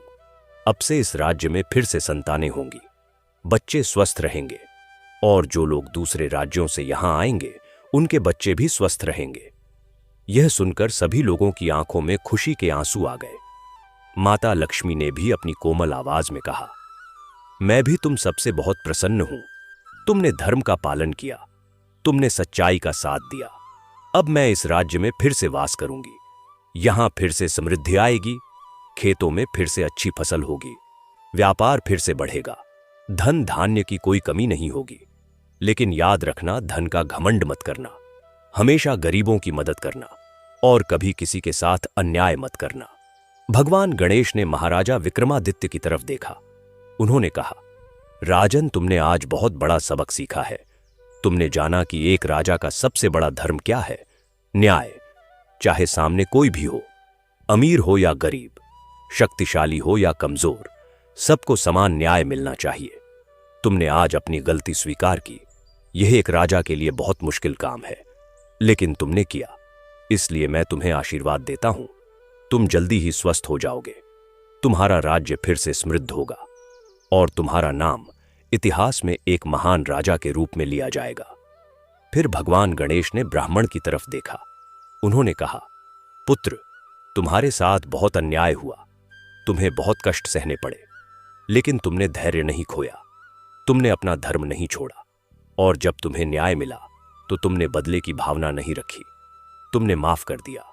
यह बहुत बड़ी बात है। मैं तुम्हें आशीर्वाद देता हूं। तुम्हें तुम्हारी जमीन वापस मिल गई है। अब तुम्हारा जीवन खुशहाल होगा।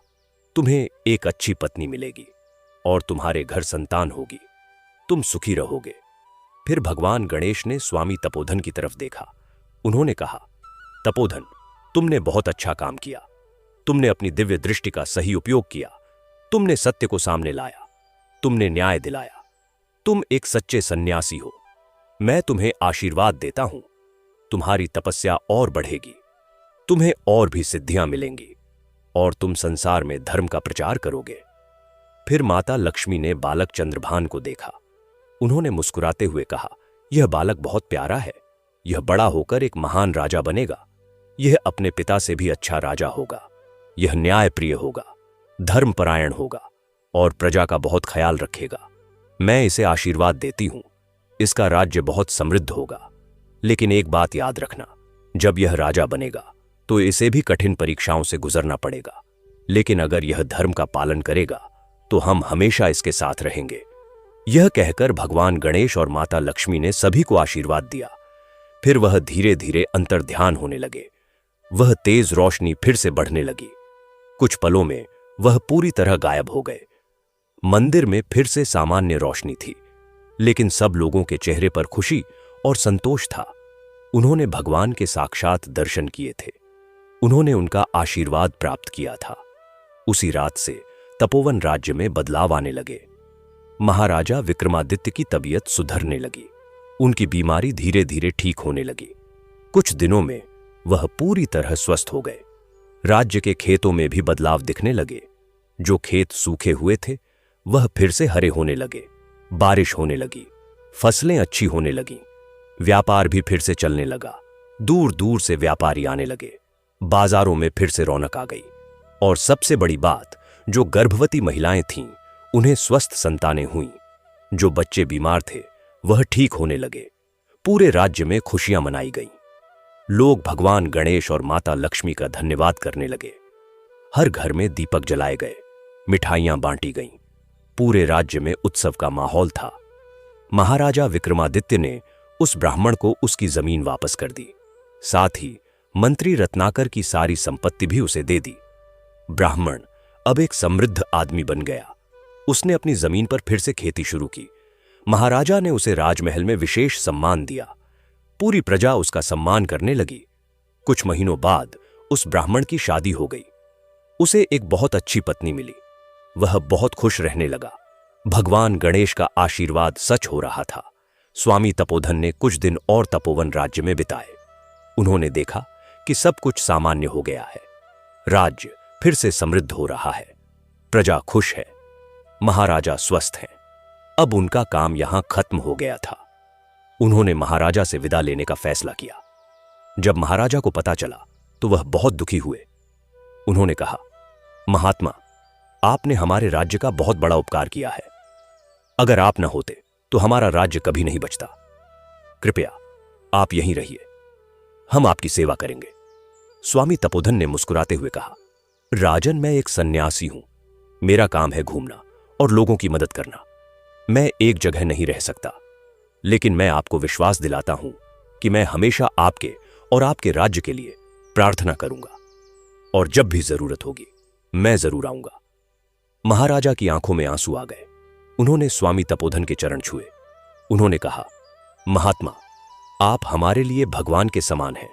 आपने हमें बचाया। हम आपके सदा आनी रहेंगे।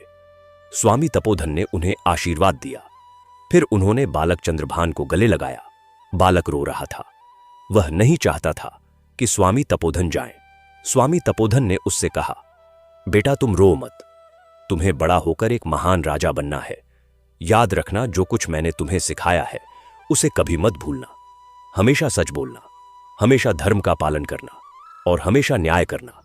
बालक चंद्रभान ने सिर हिलाया। उसने कहा, हां महात्मा जी, मैं वादा करता हूं, मैं सब कुछ याद रखूंगा। स्वामी तपोधन ने उसके सिर पर हाथ रखा और कहा, भगवान तुम्हें लंबी उम्र दें बेटा। अगली सुबह स्वामी तपोधन तपोवन राज्य से विदा हुए। पूरा राज परिवार और बहुत सारे लोग उन्हें विदा करने आए। सभी की आंखों में आंसू थे। स्वामी तपोधन ने सबको आशीर्वाद दिया और चल पड़े। वह फिर से अपनी तीर्थ यात्रा पर निकल गए। इस घटना के बाद तपोवन राज्य बहुत बदल गया। महाराजा विक्रमादित्य ने अपना शासन और भी बेहतर बनाया। उन्होंने हर किसी को समान न्याय देना शुरू किया। उन्होंने गरीबों के लिए बहुत सारे काम किए। उन्होंने मंदिरों का निर्माण करवाया, धर्मशालाएं बनवाईं, कुएं खुदवाए, सड़कें बनवाईं। उनका राज्य दिन ब दिन समृद्ध होता गया। प्रजा उनसे बहुत खुश थी। सभी लोग उनका सम्मान करते थे। महाराजा विक्रमादित्य ने यह सुनिश्चित किया कि कभी किसी के साथ अन्याय न हो। वह खुद रोज दरबार लगाते थे। हर किसी की फरियाद सुनते थे, चाहे वह कितना भी गरीब या कमजोर क्यों न हो। उन्होंने अपने सभी मंत्रियों को भी यही सिखाया। जो मंत्री ईमानदार थे उन्हें इनाम दिया जाता था, और जो भ्रष्ट थे उन्हें सख्त सजा दी जाती थी। धीरे धीरे तपोवन राज्य में भ्रष्टाचार खत्म हो गया। सभी लोग ईमानदारी से काम करने लगे। इस तरह कई साल बीत गए। बालक चंद्रभान बड़ा हो रहा था। वह अब एक युवा राजकुमार बन गया था। उसे सभी तरह की शिक्षा दी गई। उसे युद्ध कला सिखाई गई, तलवारबाजी सिखाई गई, घुड़सवारी सिखाई गई, धनुर्विद्या सिखाई गई। साथ ही उसे वेदों का ज्ञान भी दिया गया। राजनीति सिखाई गई, अर्थशास्त्र सिखाया गया, लेकिन सबसे महत्वपूर्ण बात यह थी कि उसे धर्म और न्याय का पाठ पढ़ाया गया। महाराजा विक्रमादित्य खुद उसे समझाते थे कि एक राजा का सबसे बड़ा धर्म क्या है। वह उसे अपनी गलती के बारे में बताते थे। वह उसे उस ब्राह्मण के श्राप की कहानी सुनाते थे। वह उसे समझाते थे कि कैसे एक छोटी सी गलती पूरे राज्य को बर्बाद कर सकती है। राजकुमार चंद्रभान बहुत ध्यान से सुनता था। वह समझ गया था कि एक राजा को कितना सावधान रहना पड़ता है। उसे हमेशा न्याय करना पड़ता है। उसे किसी के साथ पक्षपात नहीं करना चाहिए। राजकुमार चंद्रभान एक बहुत अच्छा युवक बन गया। वह बहुत दयालु था। वह गरीबों की मदद करता था। वह हमेशा सच बोलता था। प्रजा उससे बहुत प्यार करती थी। सब कहते थे कि वह अपने पिता से भी अच्छा राजा बनेगा। जब राजकुमार चंद्रभान 25 साल का हुआ तो महाराजा विक्रमादित्य ने सोचा कि अब उसकी शादी कर देनी चाहिए। उन्होंने पड़ोसी राज्यों में राजकुमारियों की खोज शुरू की। कई राज्यों से प्रस्ताव आए, लेकिन राजकुमार चंद्रभान ने कहा कि वह खुद अपनी पत्नी चुनना चाहते हैं। महाराजा ने उनकी बात मान ली। राजकुमार ने एक पड़ोसी राज्य की राजकुमारी देवकी को चुना।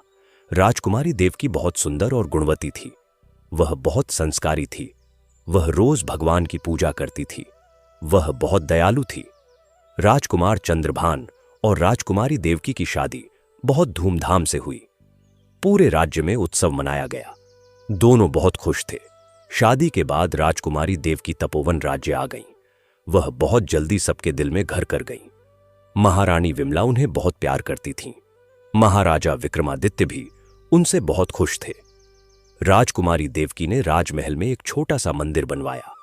वहां भगवान गणेश और माता लक्ष्मी की मूर्तियां स्थापित करवाईं। वह रोज सुबह उठकर वहां पूजा करती थीं। वह भगवान से प्रार्थना करती थीं कि उनका परिवार हमेशा खुश रहे। कुछ साल बाद महाराजा विक्रमादित्य बूढ़े हो गए। उन्होंने सोचा कि अब समय आ गया है कि वह राज्य का भार अपने पुत्र को सौंप दें। उन्होंने एक बड़े समारोह का आयोजन किया। उस समारोह में उन्होंने राजकुमार चंद्रभान को राज्य का राजा घोषित किया। राजकुमार चंद्रभान अब महाराजा चंद्रभान बन गए। पूरी प्रजा ने उनका स्वागत किया। सब लोग बहुत खुश थे। नए महाराजा ने अपने पिता के चरण छुए। उन्होंने कहा, पिताजी, मैं वादा करता हूं कि मैं आपकी परंपरा को आगे बढ़ाऊंगा। मैं हमेशा धर्म और न्याय का पालन करूंगा। मैं प्रजा का अच्छे से ख्याल रखूंगा। पिता महाराजा विक्रमादित्य की आंखों में खुशी के आंसू थे।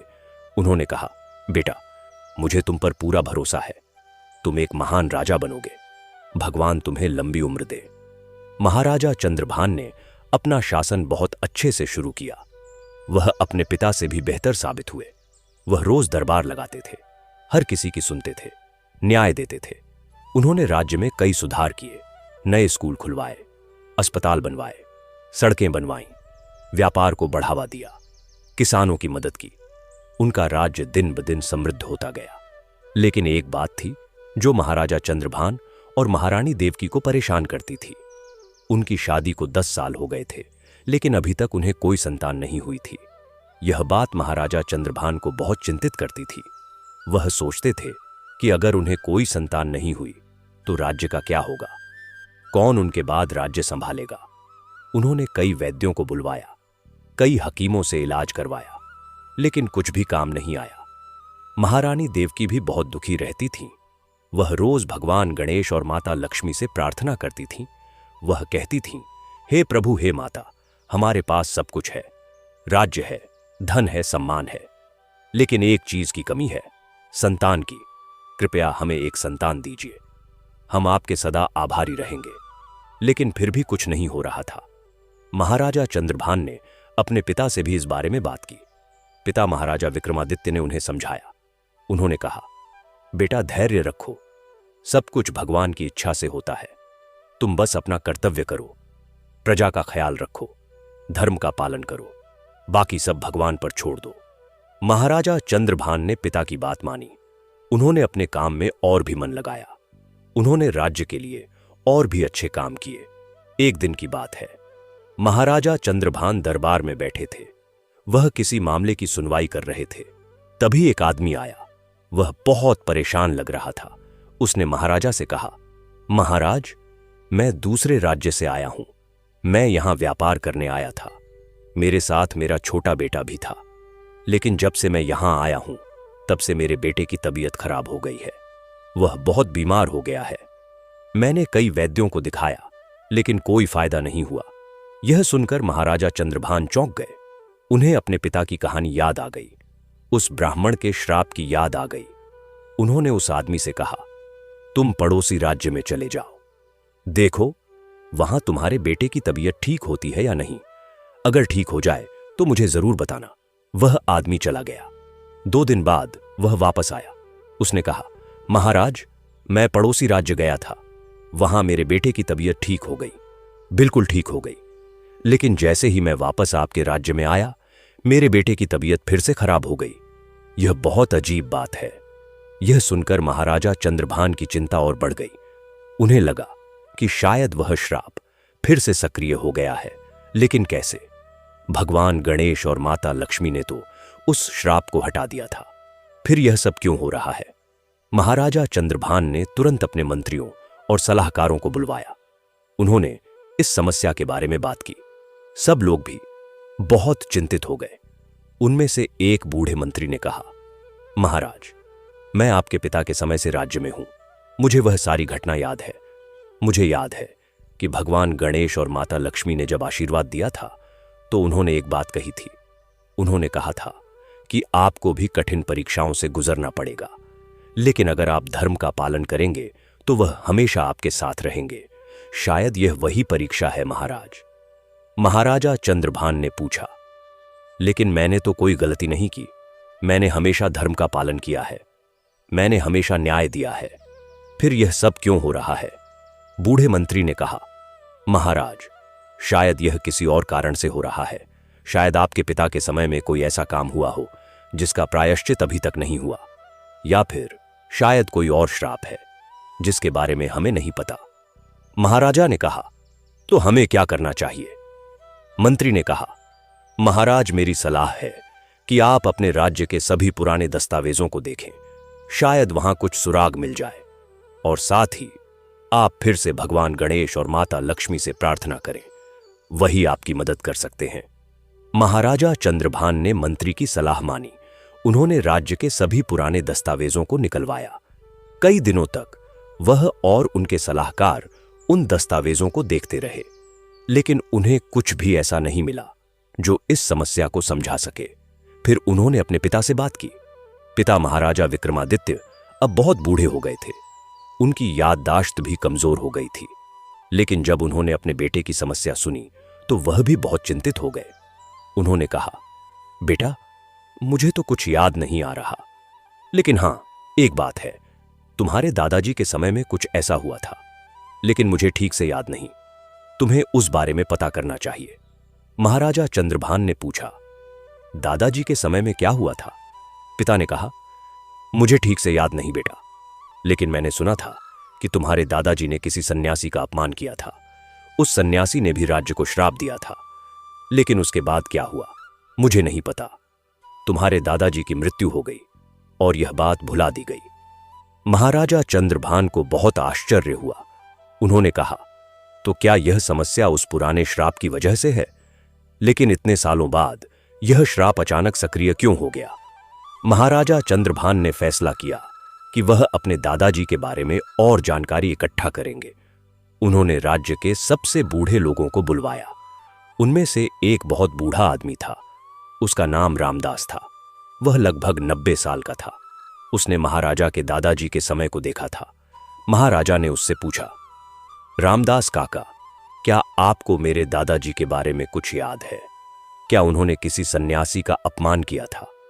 रामदास ने अपनी बूढ़ी आंखें बंद की। उसने कुछ देर सोचा, फिर उसने कहा, हां महाराज, मुझे याद है। यह बहुत पुरानी बात है।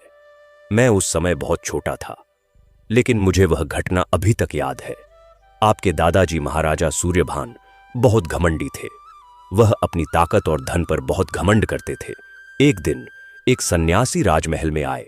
वह भिक्षा मांगने आए थे, लेकिन महाराजा सूर्यभान ने उन्हें बहुत बुरी तरह अपमानित किया।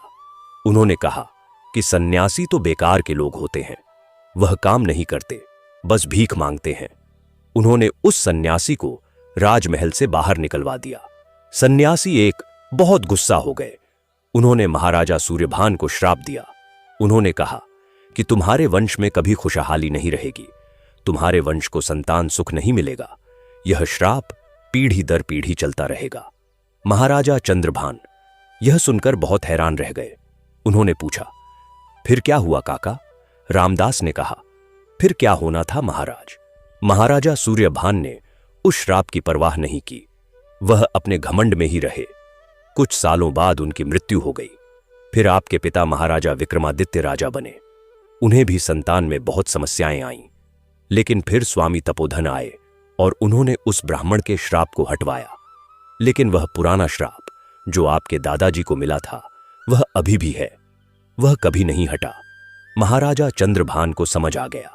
उन्होंने कहा, तो मतलब मेरे पास कोई संतान नहीं है और दूसरे राज्य से आने वालों के बच्चे बीमार पड़ रहे हैं, यह सब उसी पुराने श्राप की वजह से है। रामदास ने कहा, हां महाराज, ऐसा लगता है, लेकिन मुझे एक बात और याद आ रही है। उस सन्यासी ने यह भी कहा था कि यह श्राप तब तक रहेगा जब तक कोई उनके वंशज उनसे सच्चे मन से क्षमा नहीं मांगेगा और प्रायश्चित नहीं करेगा। महाराजा ने पूछा, वह सन्यासी कौन थे? क्या आप उनका नाम जानते हैं? रामदास ने कहा, हां महाराज, उनका नाम स्वामी वेदानंद था। वह बहुत महान संत थे। उन्होंने हिमालय में कई वर्षों तक तपस्या की थी, लेकिन मुझे नहीं पता कि वह अब जीवित हैं या नहीं। यह घटना लगभग 60 साल पुरानी है। अगर वह जीवित होंगे तो बहुत बूढ़े हो गए होंगे।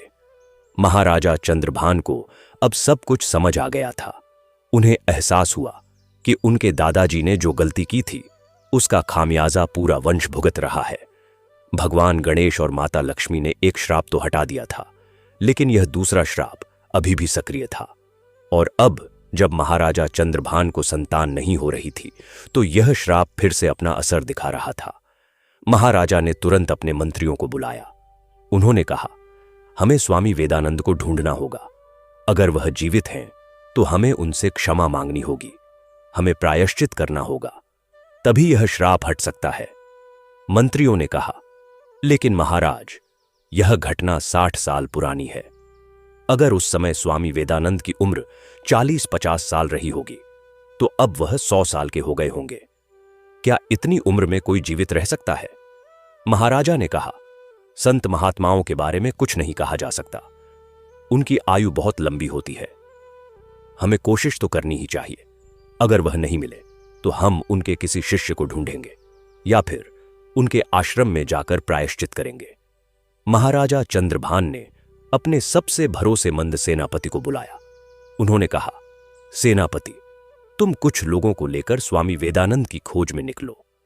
पहले हिमालय के उन इलाकों में जाओ जहां संत महात्मा रहते हैं। वहां के आश्रमों में पूछताछ करो। देखो कोई स्वामी वेदानंद के बारे में जानता है या नहीं। अगर वह नहीं मिले तो उनके किसी शिष्य या अनुयायी को ढूंढो। जो भी मिले उसे यहां लेकर आओ। सेनापति ने सिर झुकाकर कहा, जो आज्ञा महाराज।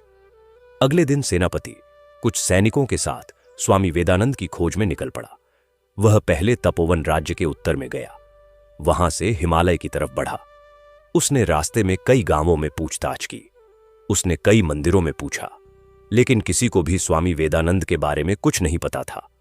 कुछ लोगों ने कहा कि हां, हमने यह नाम सुना है, लेकिन वह बहुत पुराने संत थे, अब वह जीवित नहीं होंगे। सेनापति निराश होने लगा, लेकिन उसने हार नहीं मानी। वह आगे बढ़ता रहा। कई दिनों की यात्रा के बाद सेनापति एक छोटे से गांव में पहुंचा। इस गांव का नाम हिमगिरी था। यह गांव हिमालय की तलहटी में था। बहुत ही सुंदर जगह थी। चारों तरफ पहाड़ थे, बर्फ से ढके शिखर थे, नदी का ठंडा पानी बह रहा था। सेनापति ने गांव के लोगों से स्वामी वेदानंद के बारे में पूछा।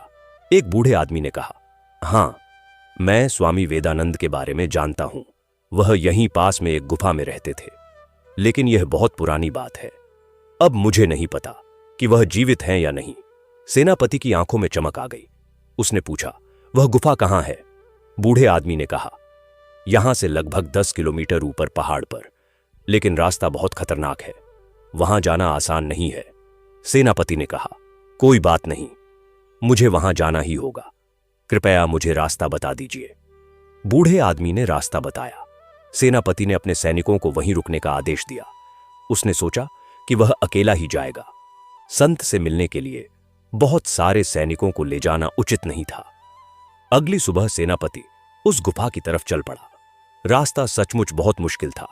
ऊंची चढ़ाई थी, पत्थर फिसलते थे, कई जगह बहुत संकरा रास्ता था, लेकिन सेनापति हार नहीं माना।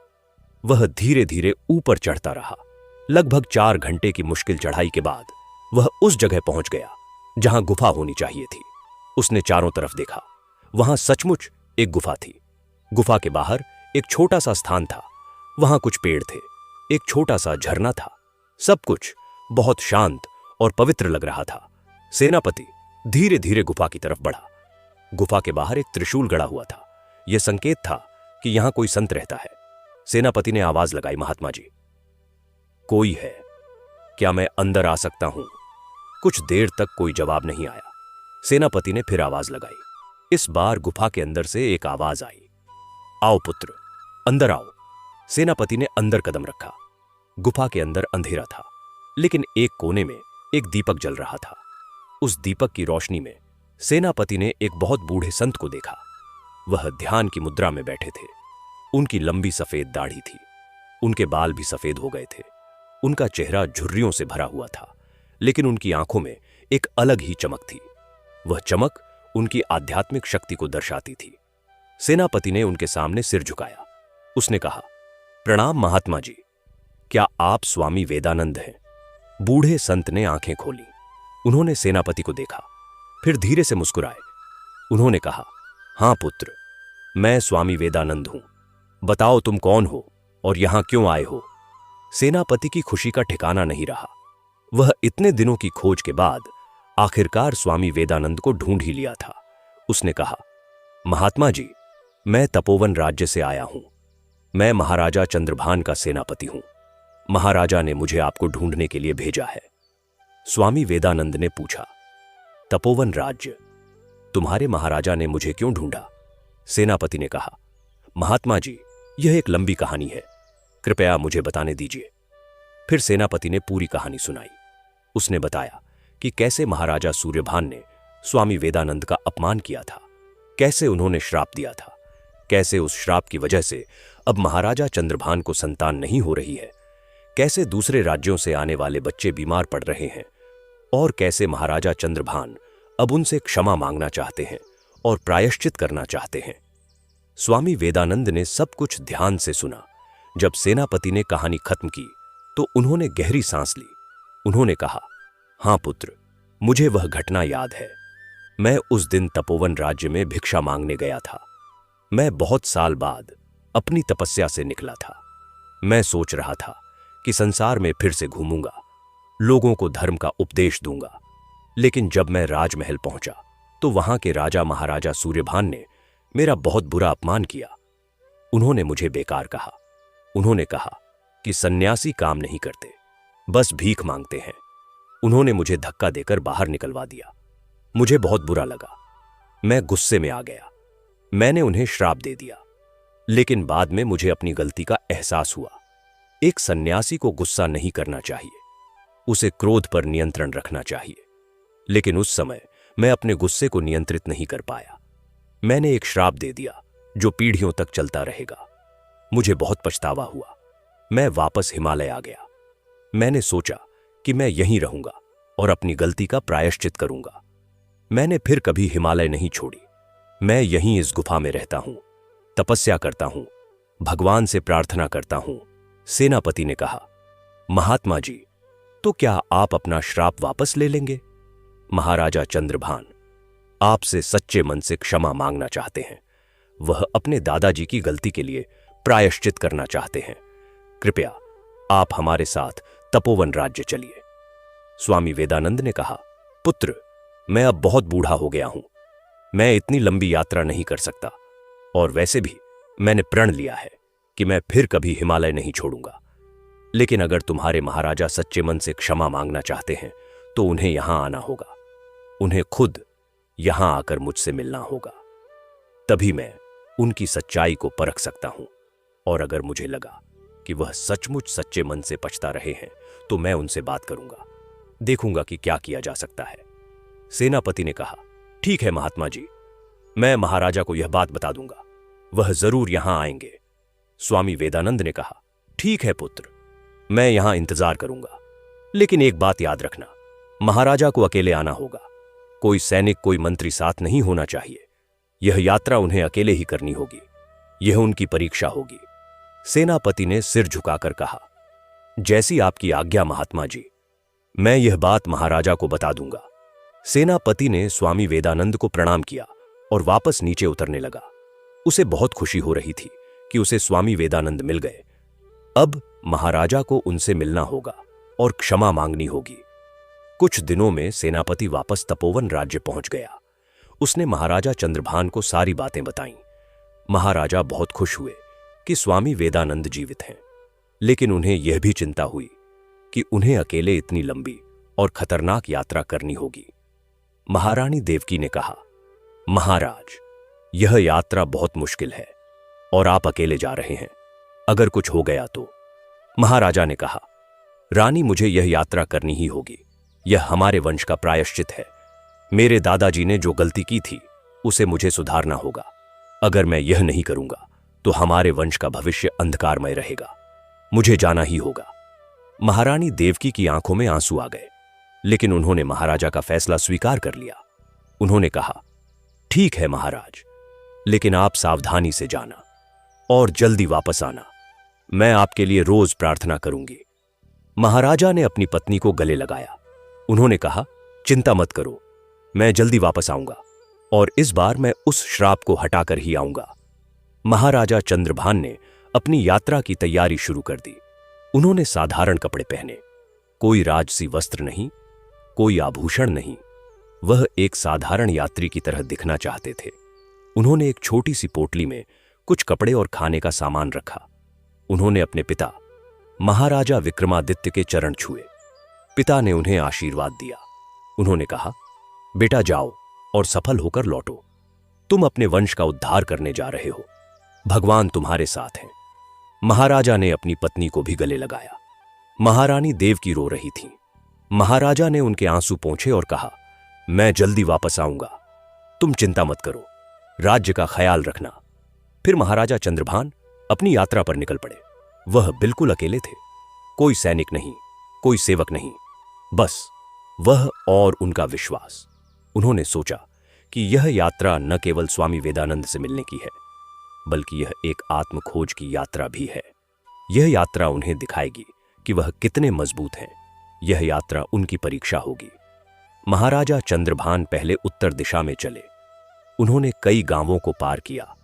रास्ते में उन्हें कई मुश्किलें आईं। कभी रास्ता भटक जाते थे, कभी खाना खत्म हो जाता था, कभी बारिश में भीग जाते थे, लेकिन उन्होंने हार नहीं मानी। वह आगे बढ़ते रहे। रास्ते में उन्हें कई तरह के लोग मिले। कुछ अच्छे थे जो उनकी मदद करते थे, कुछ बुरे थे जो उन्हें लूटने की कोशिश करते थे, लेकिन महाराजा सबसे विनम्रता से पेश आते थे। वह किसी से लड़ाई नहीं करते थे, वह बस अपने लक्ष्य की तरफ बढ़ते रहते थे। कई दिनों की यात्रा के बाद वह हिमगिरी गांव पहुंच गए। वहां से उन्होंने ऊपर पहाड़ की तरफ चढ़ाई शुरू की। चढ़ाई बहुत मुश्किल थी। महाराजा को इतनी मुश्किल यात्रा की आदत नहीं थी। वह राजमहल में रहते थे जहां सब सुविधाएं थीं, लेकिन अब वह पहाड़ पर चढ़ रहे थे। उनके पैर दुख रहे थे, सांस फूल रही थी, लेकिन उन्होंने हिम्मत नहीं हारी। वह सोचते रहे कि उन्हें यह करना ही होगा। उनके वंश का भविष्य इस पर निर्भर करता है। आखिरकार कई घंटों की मुश्किल चढ़ाई के बाद महाराजा चंद्रभान उस गुफा के पास पहुंच गए जहां स्वामी वेदानंद रहते थे। महाराजा बहुत थके हुए थे। उनके कपड़े गंदे हो गए थे, उनके चेहरे पर पसीना था, लेकिन उनकी आंखों में दृढ़ संकल्प था।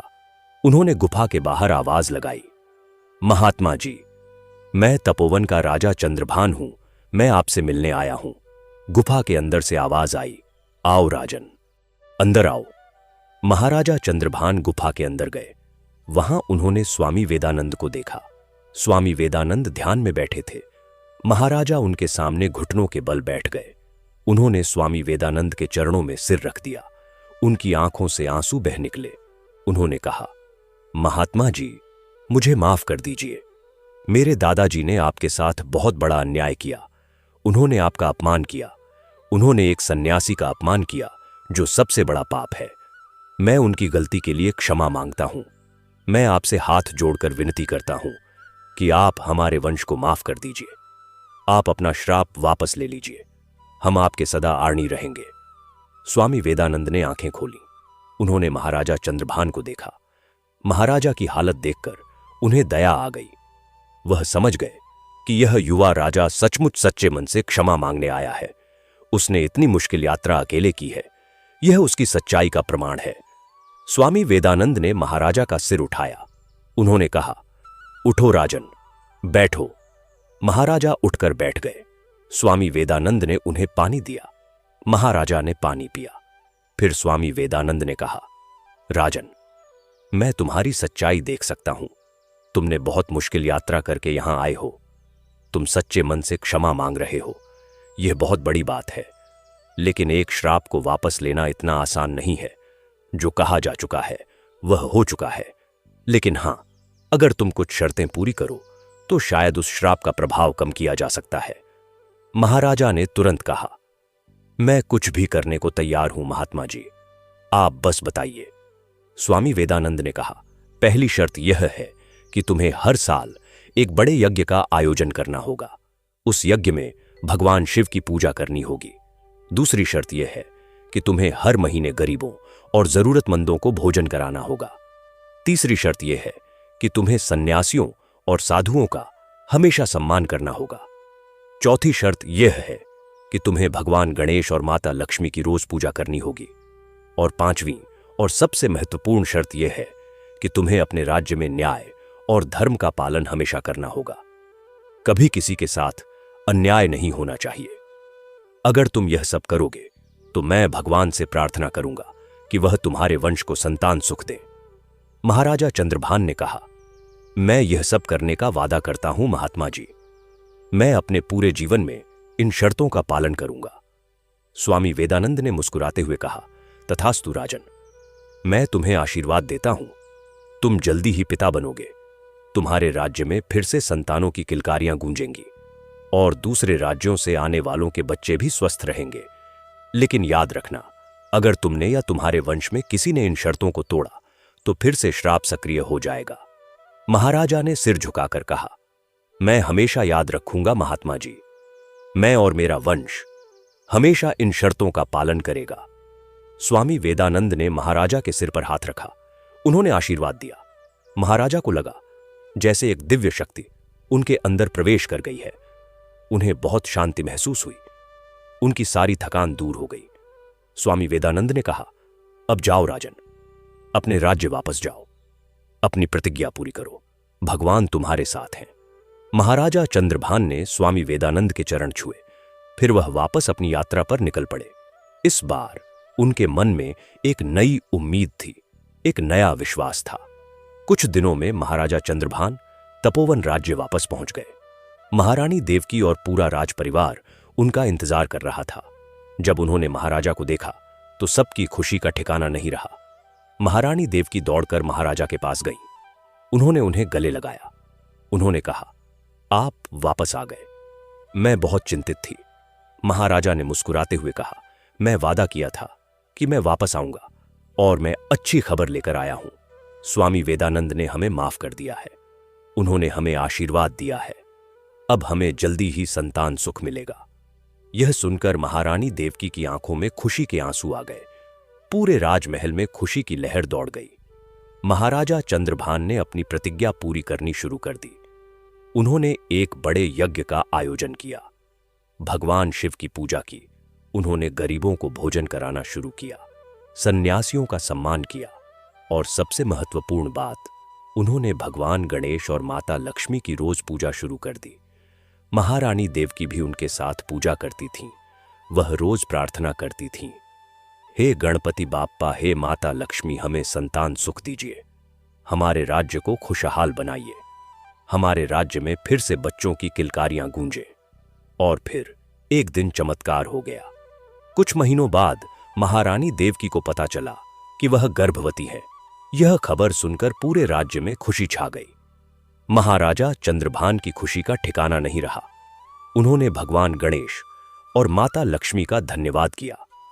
उन्होंने स्वामी वेदानंद को मन ही मन प्रणाम किया। 9 महीने बाद महारानी देवकी ने एक स्वस्थ और सुंदर पुत्र को जन्म दिया। पूरे राज्य में उत्सव मनाया गया।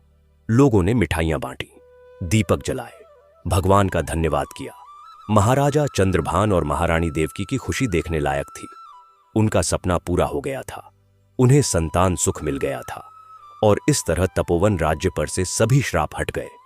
राज्य में फिर से खुशहाली आ गई। लोगों के घरों में संतानें होने लगीं। दूसरे राज्यों से आने वाले लोगों के बच्चे भी स्वस्थ रहने लगे। राज्य में समृद्धि आ गई। महाराजा चंद्रभान ने अपने पूरे जीवन में अपनी प्रतिज्ञा का पालन किया। वह हमेशा धर्म और न्याय के मार्ग पर चलते रहे। उन्होंने हमेशा भगवान गणेश और माता लक्ष्मी की पूजा की। उनका राज्य बहुत समृद्ध हो गया। उनका नाम इतिहास में एक महान राजा के रूप में लिया जाने लगा और उनका पुत्र भी बड़ा होकर एक महान राजा बना। इस तरह तपोवन राज्य की कहानी एक खुशहाल अंत को प्राप्त हुई। यह कहानी हमें सिखाती है कि धर्म का पालन करना बहुत जरूरी है। संतों और महात्माओं का सम्मान करना चाहिए, अपनी गलतियों को स्वीकार करना चाहिए और भगवान पर विश्वास रखना चाहिए। भगवान गणेश और माता लक्ष्मी की कृपा से सब कुछ संभव है। जय गणेश, जय माता लक्ष्मी। यह कथा अभी खत्म नहीं हुई। दूसरा कथा जो आपके जीवन को बदल देगा शुरू करते हैं। यह कथा यहीं पर समाप्त होती है। तो प्रिय दर्शन बंधु, यह कथा आपको कैसी लगी कमेंट में जरूर बताएं और हमारे चैनल सनातन आराध्या को सब्सक्राइब करना ना भूलें। धन्यवाद।